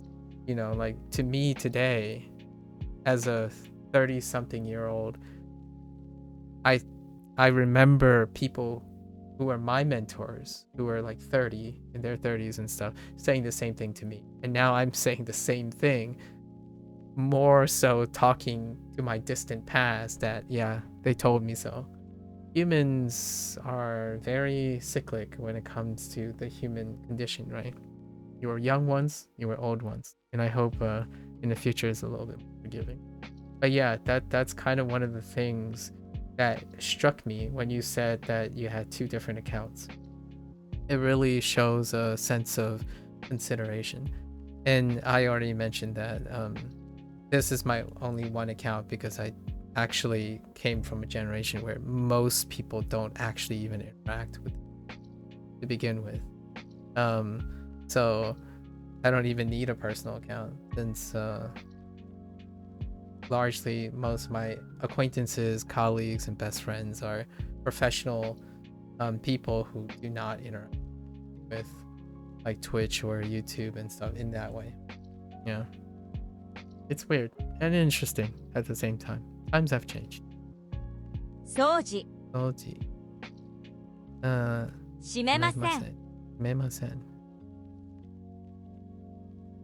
閉めます I don't know I don't know how long you are going to pursue this, but I got someone who accused me of enjoying language learning too much. This is paraphrasing. Enjoying language learning too much the wrong way, that they told me that they're entitled to be upset and turn people against me because I'm learning the wrong way. But I can't make this stuff up. Like, that was a legit criticism of what I'm doing. And their comment was more like, oh, because you're learning the wrong way, you'll never achieve your goals. And because you'll never achieve your goals, no one is going to watch you. And no one is going to watch you because I'm going to tell people how wrong you are. And it was like more explicit words like than that. They were more insulting my character. So my thought was, well, they don't know what my goals are, right? They never asked. It's not like they're interested. They don't know what my goals are. They don't know why I'm doing this. And if they knew, it wouldn't have been relevant anyways. And it's interesting that they went as far as saying that if you learn the wrong way and you're having too much fun doing it, you might encourage other people to do it the wrong way. So when you encourage people to do it the wrong way, then you are a bad influence, right? I'm like, okay. I'm elaborating on this person's thought. They just told me that I'm doing it wrong. They didn't explain it or anything like that. So the question is, do they know enough about me to know that if I'm doing it the wrong way? Right? And apparently one of the biggest things with especially the Japanese learning community is that if you use Duolingo, you are learning Japanese the wrong way. Which, by the way, you might be thinking, oh, but those are just trolls and they just not have... Actually, it is unintentionally reinforced by experts or like very, very credible people too. There are wonderful people who are very conservative and understanding about how to engage and stuff, but there are some like that are younger, they are polyglots, and but they were pushed to say, like, the same people who want confirmation bias, they go around and say, oh yeah, can you review Duolingo, can you review Duolingo, and those people end up being very negative. However, they, in my opinion, probably didn't expect that their words would be weaponized against people who are genuinely interested in language learning. And what happens is you have a whole army of naysayers who, instead of promoting language learning, they go around destroying language learning, all for the sake of like indoctrinating like some sort of perfect approach. it's very unfortunate, but I think that was my very first experience. The very first 3 or 4 months of language learning publicly, regardless of what it is, have been to negotiate and learn about all the pitfalls of Duolingo. And I appreciate that. And I substitute and basically try to take in those pitfalls and address them, right? This is why I still continue to use Duolingo today. Not because Duolingo is providing everything. The idea is Duolingo provides some things, and I use those something, and then understand that I have to practice other things that it doesn't do. And sure enough, it is incredibly consistent and reliable if you're a streamer and a content creator, or other people to tell you what you are doing wrong, as opposed to what you are doing right or doing good enough. So that's probably the future of a content creator. You will more than likely, as a start in the beginning, before you have like your own village, your own community that you build up and whatnot, the first thing you're going to face, in my opinion, in the vast majority of the things you do, especially if you're learning, are individuals who feel that they are more competent than you to speak out and tell you how to do it better. And that is a great resource. That is why I chose to do language learning publicly as a content creator. Because if I don't have problems with my own self-esteem and my understanding of language learning, or like learning anything, then anything someone criticize and say is extra. It's things I can work with. So whenever someone says like, oh yeah, but Duolingo doesn't teach you to construct sentences, I know. Thank you. Lots of people have mentioned that. I can tell you where you can go and find sentence structure construction practice outside of like making a Japanese friend. So it makes it very relatable. So any type of conversation that I have is going to increase my aptitude and experience. And that's kind of how I approach content creation, I suppose. I think it is worth entertaining your strongest critics. That is what science, the peer review process, has taught me. The harshest critics, the strongest counterexamples. We're not talking about like emotional ad hominem arguments. Like if someone hates the way I look, then that's non-negotiable. But the harshest critics are your sources of strongest improvement. Because if you can address your harshest critics, generally speaking, any less harsh people will be either satiated, entertained, or reasonably respectable, right? And I had some really harsh ones. Some very harsh ones. In fact, someone called me a sociopath once, and that I should seek therapy. If only therapy was incredibly affordable as a preventive measure in the United States, I wouldn't mind going to see a psychiatrist for some mental and preventive upkeep. With that said, though, I'm pretty much a positive time I get up. The question I would really be wondering is if that person gets up feeling good about themselves, because it sounds like they wanted to beat someone down to make themselves feel better. That's usually how that works, at least in my opinion. Yeah, talking about life. Always nice. 窓 Nice to keep in mind. を窓閉め I close it. Okay, 閉めました。ました 浴びて。浴びて。開けません。洗濯。閉めて。閉めません。I try so I try to you gotta go? Alright, no worries. Yeah. Yeah, see you tomorrow. Good luck with your stream tomorrow. Let me see. Because it looks like you're gonna always be ahead of me, so that's kinda cool. I can ask you about your day and stuff. Yeah, good luck. Good luck. And enjoy your meal and good rest. Yeah, definitely I would love to hear your stories and stuff. Your ideas and your experiences. It's lots of fun. Coffee table talk. Whatever you feel comfortable sharing, of course. Take care. Please turn on the light. Hey. 電気 Denki. Denki shikete. つけ Skete. Skete. Ooh.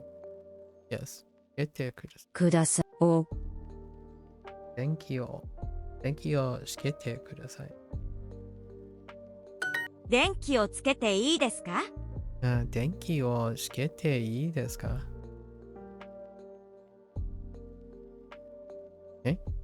私はすぐに立って電気をつけました。私 Oh. No. Yeah? わ Sorry. 私はすぐに立って電気をつけました。すぐに立ってOh, 立って Oh yeah, this is the example. 電気電気をつけてつけてまし Wait, つけてつけました。Yeah, this is the one where you use like the A thing to show like an order or like a link of things that you've done. So 私はすぐに立って電気をつけました。私はすぐに立って電気をつけました。This is probably like the most complicated sentence structure that I have available to me up to this point. And I really like it. It's nice.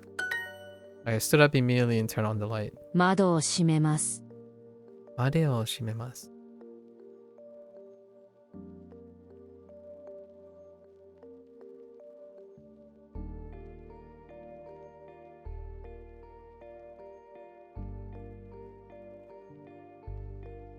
Something about closing a window seems like it's weird. It's kind of like saying turning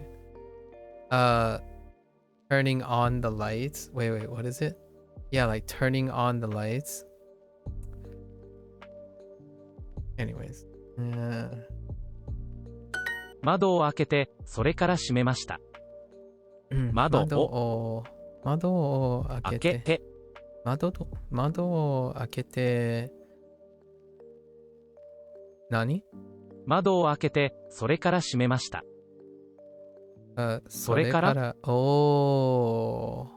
窓を開けてそれから閉めました。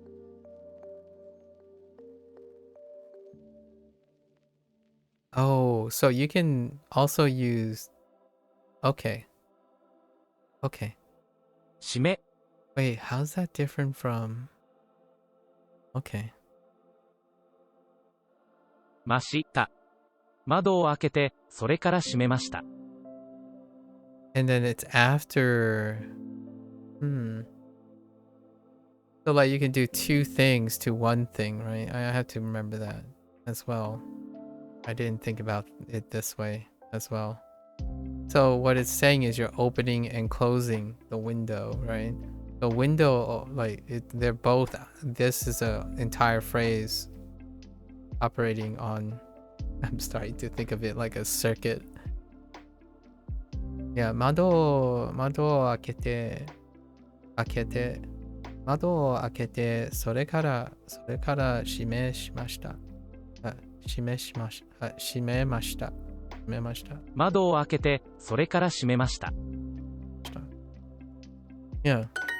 私は立ちませんでした。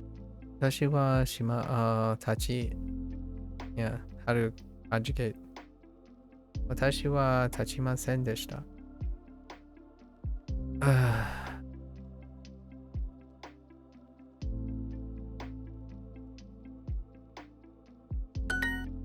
Okay, and turn on the lights. Oh, I still have my trophy. Oh, I still need to do the trophy actually. Let's put our pep in our step. A little pep. 電気電気をつけていいですか？つけていいでか This goes the window above the bookshelf. 本棚 本棚 Oh, no.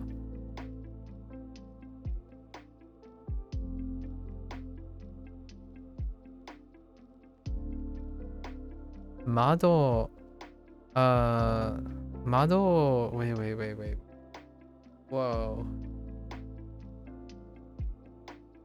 I guess we do 本棚の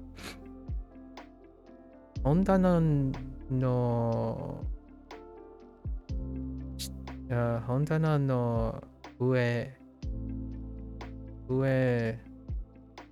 の窓 Yes 窓を閉めてくる。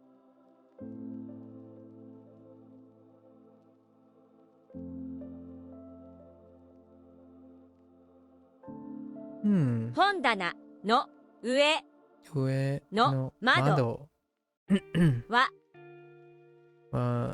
閉めてください。Because I want to open the window that is above the bookshelf, right? Yes. Okay. It's like, well, duh, that's what you said. Maku is like, I 窓 don't を know 閉め about て that. ください。窓を閉めてください。Wait. 窓を閉めてください。窓を閉めてください。立ってください。待ってください。電気をつけていいですか？電気を電気をつけていいですか？本を読んでいます。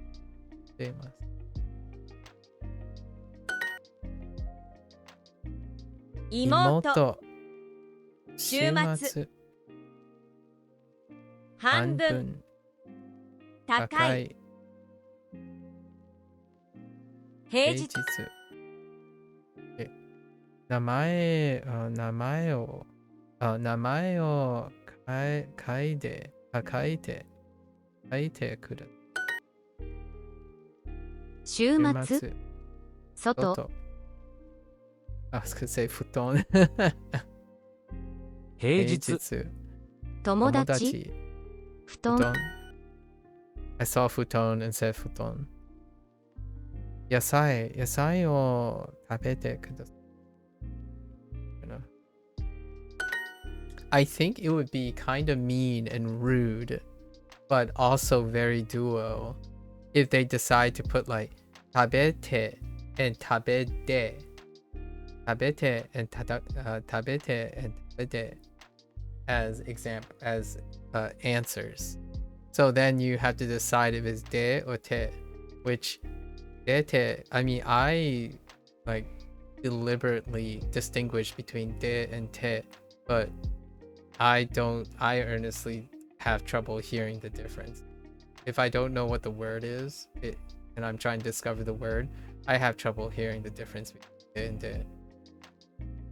Like, te, you know, the tongue, like the te versus the de. I have trouble hearing, so that would be kind of mean, in my opinion. And sometimes I do it to myself too. When I say like tabete, right? Tabete, I might write out, or like when I say something like yonde, which Lotus pointed out earlier, where when I was saying like yonde, I said de, but I still wrote e. So I feel like that's something that is kind of tough. It's probably, to me, it's probably the toughest part. The D and the T. For myself, for my hearing. Because you have to hear a person enough times to know, to kind of get the idea of what the day is. And I mean, in Chinese, it's kind of very noticeable with like shay and shay, sui and shay, right? Shay de, di sui, right? Di sui, not di shui. So I feel there's to be said about Japanese. It could be also the quality, accents. So scary. Thank you. The nice thing though is there's still, you can always rely, you can try to rely on context. Turn on the lights. Let's see. 電気電気をつけました。ました。And I know I'm doing that. Like sometimes I don't even know if I'm doing ga, like ga or ka, right? So I know for a fact that I'm doing like or ko, go or ko, right? Go or ko, like kankoku. It could easily end up being kankoku instead of kankoku. So, however, sometimes you have that leeway if you know, like, oh, this person's saying kankoku, and then you just correct it yourself. You self-correct, and that happens a lot. When you become like incredibly used to quote unquote native speak, right? Like sometimes when someone tells me a sentence, I'm like auto-correcting it as it's going, and that's for better or for worse.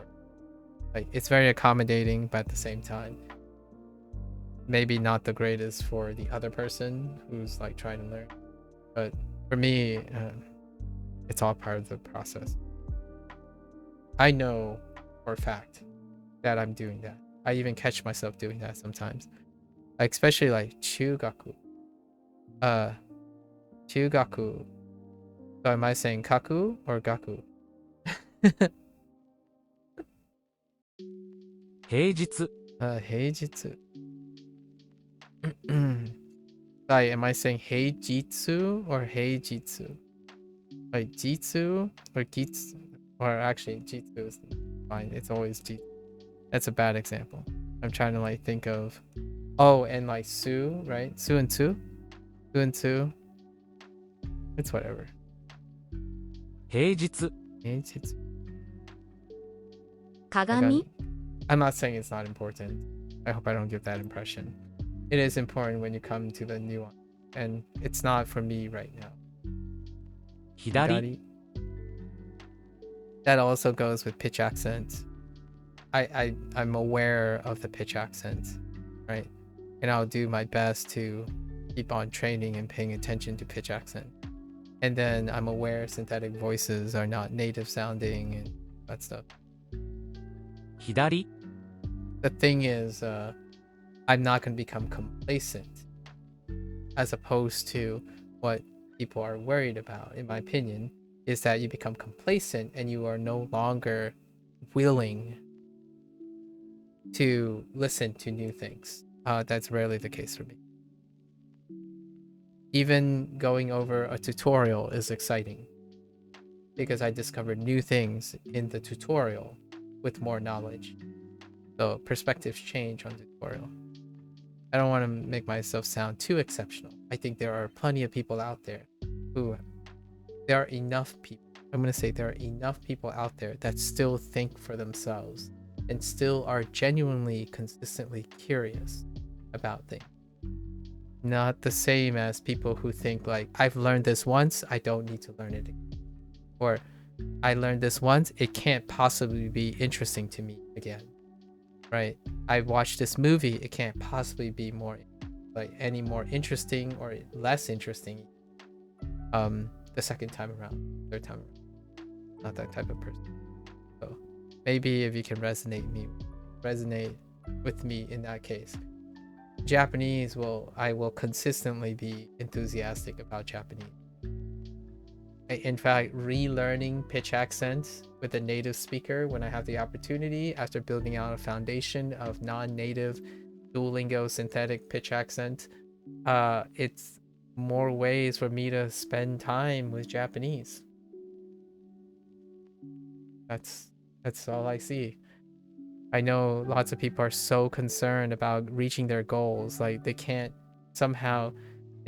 enjoy Japanese because they have to sound native. I'm like, I'm sorry, that's, in my opinion, that might sound extreme, but I feel that's the impression I get. You can enjoy Japanese all the way there, or maybe never get there. Isn't that what being voluntarily interested in something is about? You know? 週末 パーティー 姉はシャワーを浴びています。 Right? It's so weird. So weird. Like, man, I wish I could get fluent fast. It's like, but aren't you having fun trying to become fluent? Like, no, it's only fun. It's only fun and worth it if I become fluent. I'm like, okay.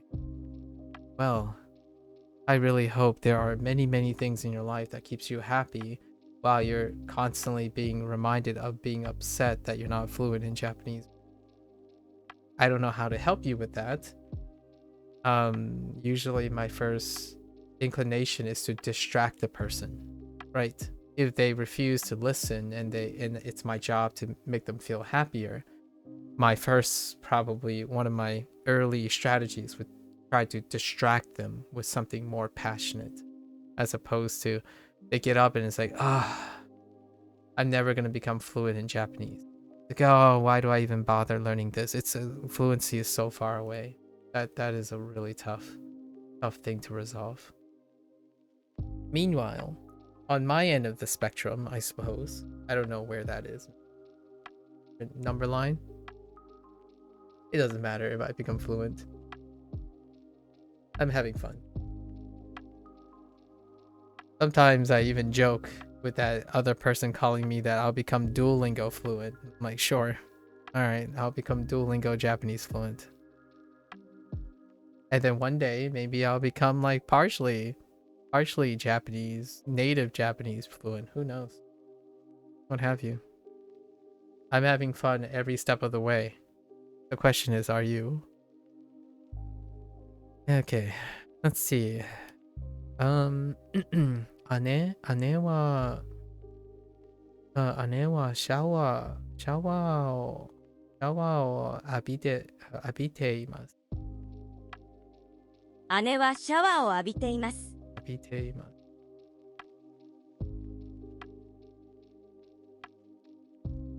Is a taking. Okay. 家の掃除をしてください。家。Also, I'm also having fun chatting about life and perspective and stuff while I'm learning Japanese. All that, it's all part of the experience. So hopefully I don't get people upset, or I'm sure there are going to be upset people. Hopefully it's tolerable. I find if you're learning things and you're not placing them into context and perspective for yourself, they're less memorable, they're less valuable. So what is part of my Japanese experience, Japanese learning experience? Duolingo is part of my Japanese learning experience.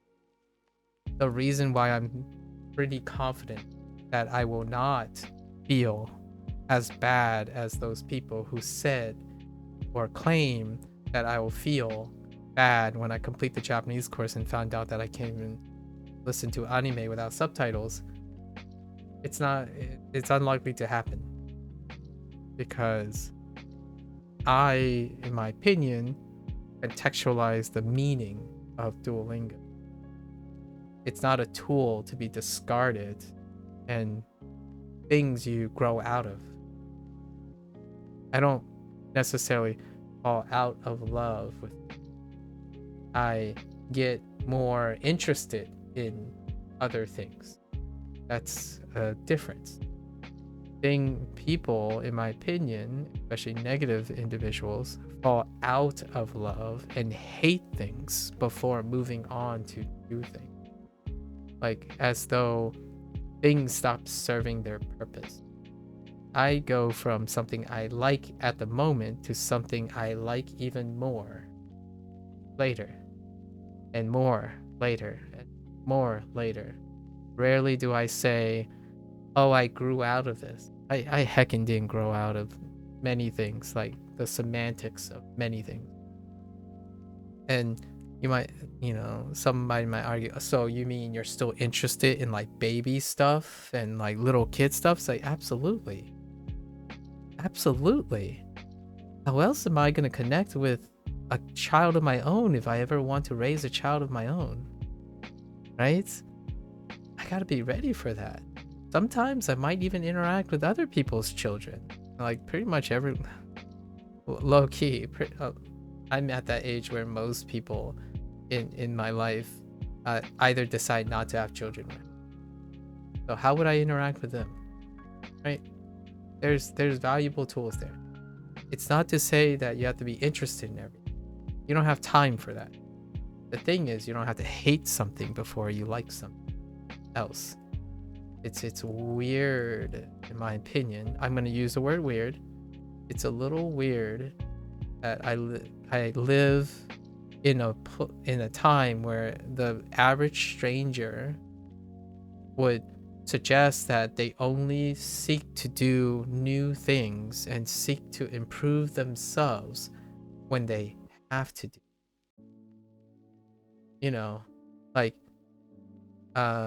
I will start to run when my doctor tells me that I need to do some cardio. Like, why not just do the cardio now? There's got to be something fun about cardio, right? Like, no, I absolutely hate cardio. There's nothing worth, like, I don't have to do cardio, so I'm not going to. It's like, all right, fair enough. Oh, what if I told you we could run and have fun together? Would you come along with me? Because sometimes you never know. Never know how things go. So that's kind of my 2 cents, right? There's like looking forward to engaging, and then there's only doing enough to get by and constantly doing enough to get by. I don't think necessarily you build yourself up using that mentality. You're more like steady state. You recover from falling down most of the time. So you're constantly falling down and picking yourself up. That's beautiful, by the way. It is possible. Some people get knocked down so many times they got so used to getting up and only getting up enough to keep on going, not get ahead at all. I hope that in some way I would love to be able to offer people a step ahead. I don't know. It's like a dream of mine, I suppose. Maybe in another 2 or 3 years I could turn it into something where, yes, there are lots of people that could use a helping hand. I don't know how to help them. It's very hard to help someone who doesn't want to help themselves. However, I would love to have the opportunity to help people who are willing to help themselves. As in people who say, yeah, I have it pretty well, but how do I prepare for the future, right? How do I build skills that will allow me to pivot whenever we want? Then I want to be like that person. It's like, oh yeah, how about we do this and that, and maintenance and sustainability, and you know, not when you have to. Oh man, now I have to fix the car, right? Now I have to fix the car after neglecting it for like 6 months or something like that, as opposed to making sure that the car gets a checkup or making sure your health gets a checkup. You're worth it, kind of thing. Like, have you gotten up and feel good? No? Let's talk, let's work on that, right? You gotta get up and feel good. Like, gotta at least start with step 1, at least. Do you feel great when you start your language learning session? Are you excited or look forward to your language learning session? If the answer is no, is there any way you can change that? Because if you're not looking forward to your language learning studies, it's not like you have to. Some people say, but I do have to. It leads to a better life, or it leads to a life they want. You might not ever get there. I mean, there are individuals who have the willpower and whatnot to like go through all the suffering to get there, but I don't think it's worth the emotional potential fallout. Like, I'm not saying it will happen, definitely happen, but it can happen, and I certainly would not let that be why I stream learning Japanese. I would be smiling and having fun and digressing all the way to wherever this takes me. You never know. Next year I might have quit learning Japanese, but I wouldn't say I wasted my time. At least in my opinion. 家の掃除をしてください。家の掃除をしてください。家の掃除。掃除して。掃除をしてください。家の掃除をしてください。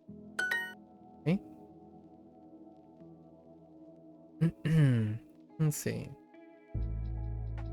すぐに掃除。Oof. Sorry. 洗濯 Laundry, right. 掃除してください。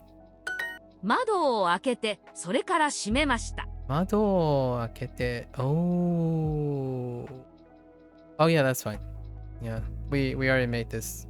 No, they just added a comma this time. 窓を開けて Oh, you know what? Now I kind of understand the node and no toki kind of thing going too. Okay. 窓を開けて、それから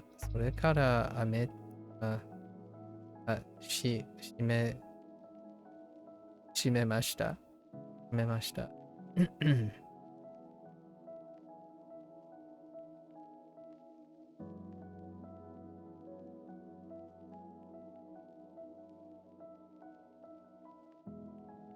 Okay. All right. Sorry for drinking your coffee. コーヒー I've actually had this happen before. Like, what I mean is that I've actually had someone say this to me before. Not necessarily coffee, but コーヒーすみませんコーヒーあなたのあなたのコーヒーを for drinking コーヒー飲んでいます。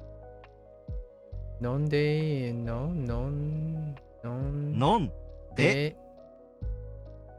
Oh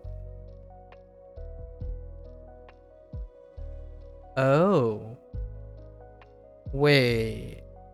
Oh.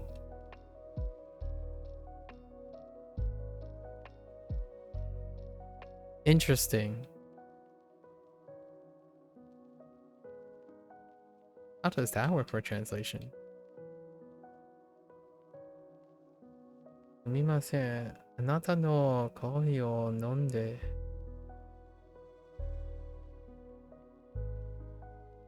Okay. I'll have to keep that in mind. At least that's what I think this is. Nope. Oh. Oh. They want it in reverse. Oh, that's cheap. That is really cheap. Holy. That is so cheap. コーヒーを飲んですみません。I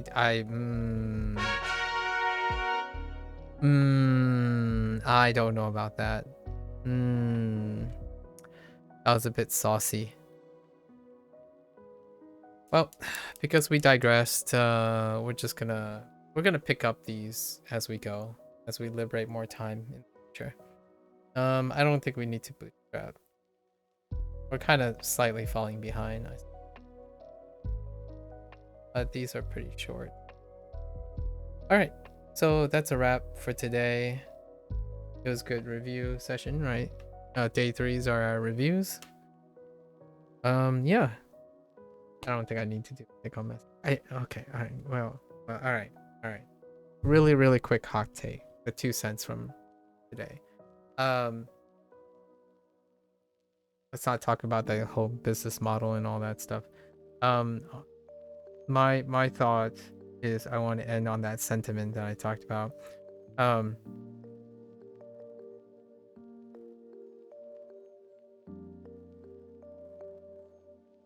Sometimes being greedy is kind of nice. And what I mean by greedy is if one is comfortable now, one can use those resources to reinvest in a future self, right? Or in other people. So you can choose to give it out in generosity and see what sticks, which oftentimes is not the default choice most people use. They typically reinvest in self, right? I think it's a very disheartening. Obviously, I'm aware that a lot of people are barely getting by already, so there's no form of reinvestment if they are constantly just getting by, right? Efficiency. And there's not much I can do, even if someone criticized me like, oh yeah, you can't, well, whatever you're saying doesn't apply to people who are just getting by. It's like, I know it doesn't. It's something I can't change, right? So sometimes it's not the best thing I can do, like it's not the thing that I should do because I might not be able to.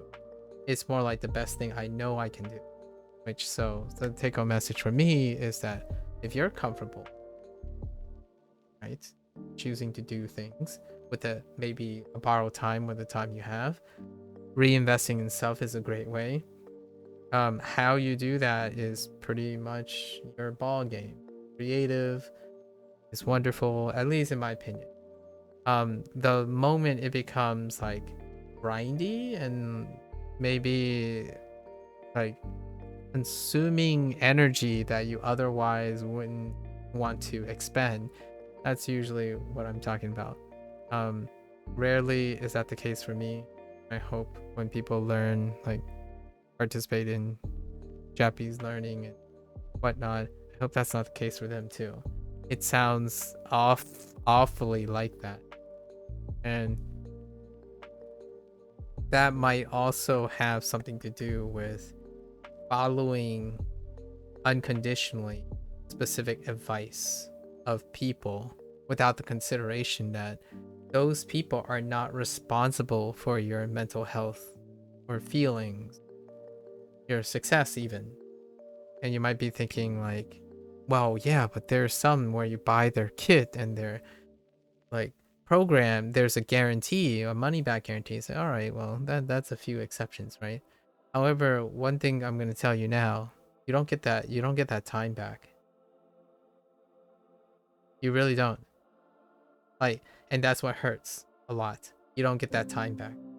So I think a way to balance the potential damage or the potential upsetness is often to decide and kind of figure out what is the actual cost.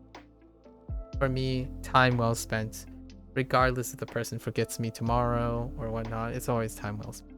I think my investment is that I'm very comfortable in my life, and there's no greater joy than investing in an investment for it. I will. So while other people choose to say they're helping another person by, obviously, in my opinion, projecting their own negativity and need for self-affirmation, I will definitely at least try my best not to appear that way or insist that way. I think people with some little, hey, look at this, hey, look at that, why not do it together?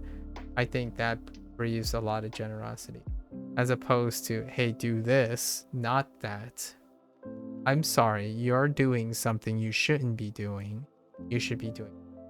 That is deconstructing and constructing. It's negating things in the process of favoring something else. And honestly, there's plenty of room for that. There's plenty of that on the internet, and I'm not going to do that. So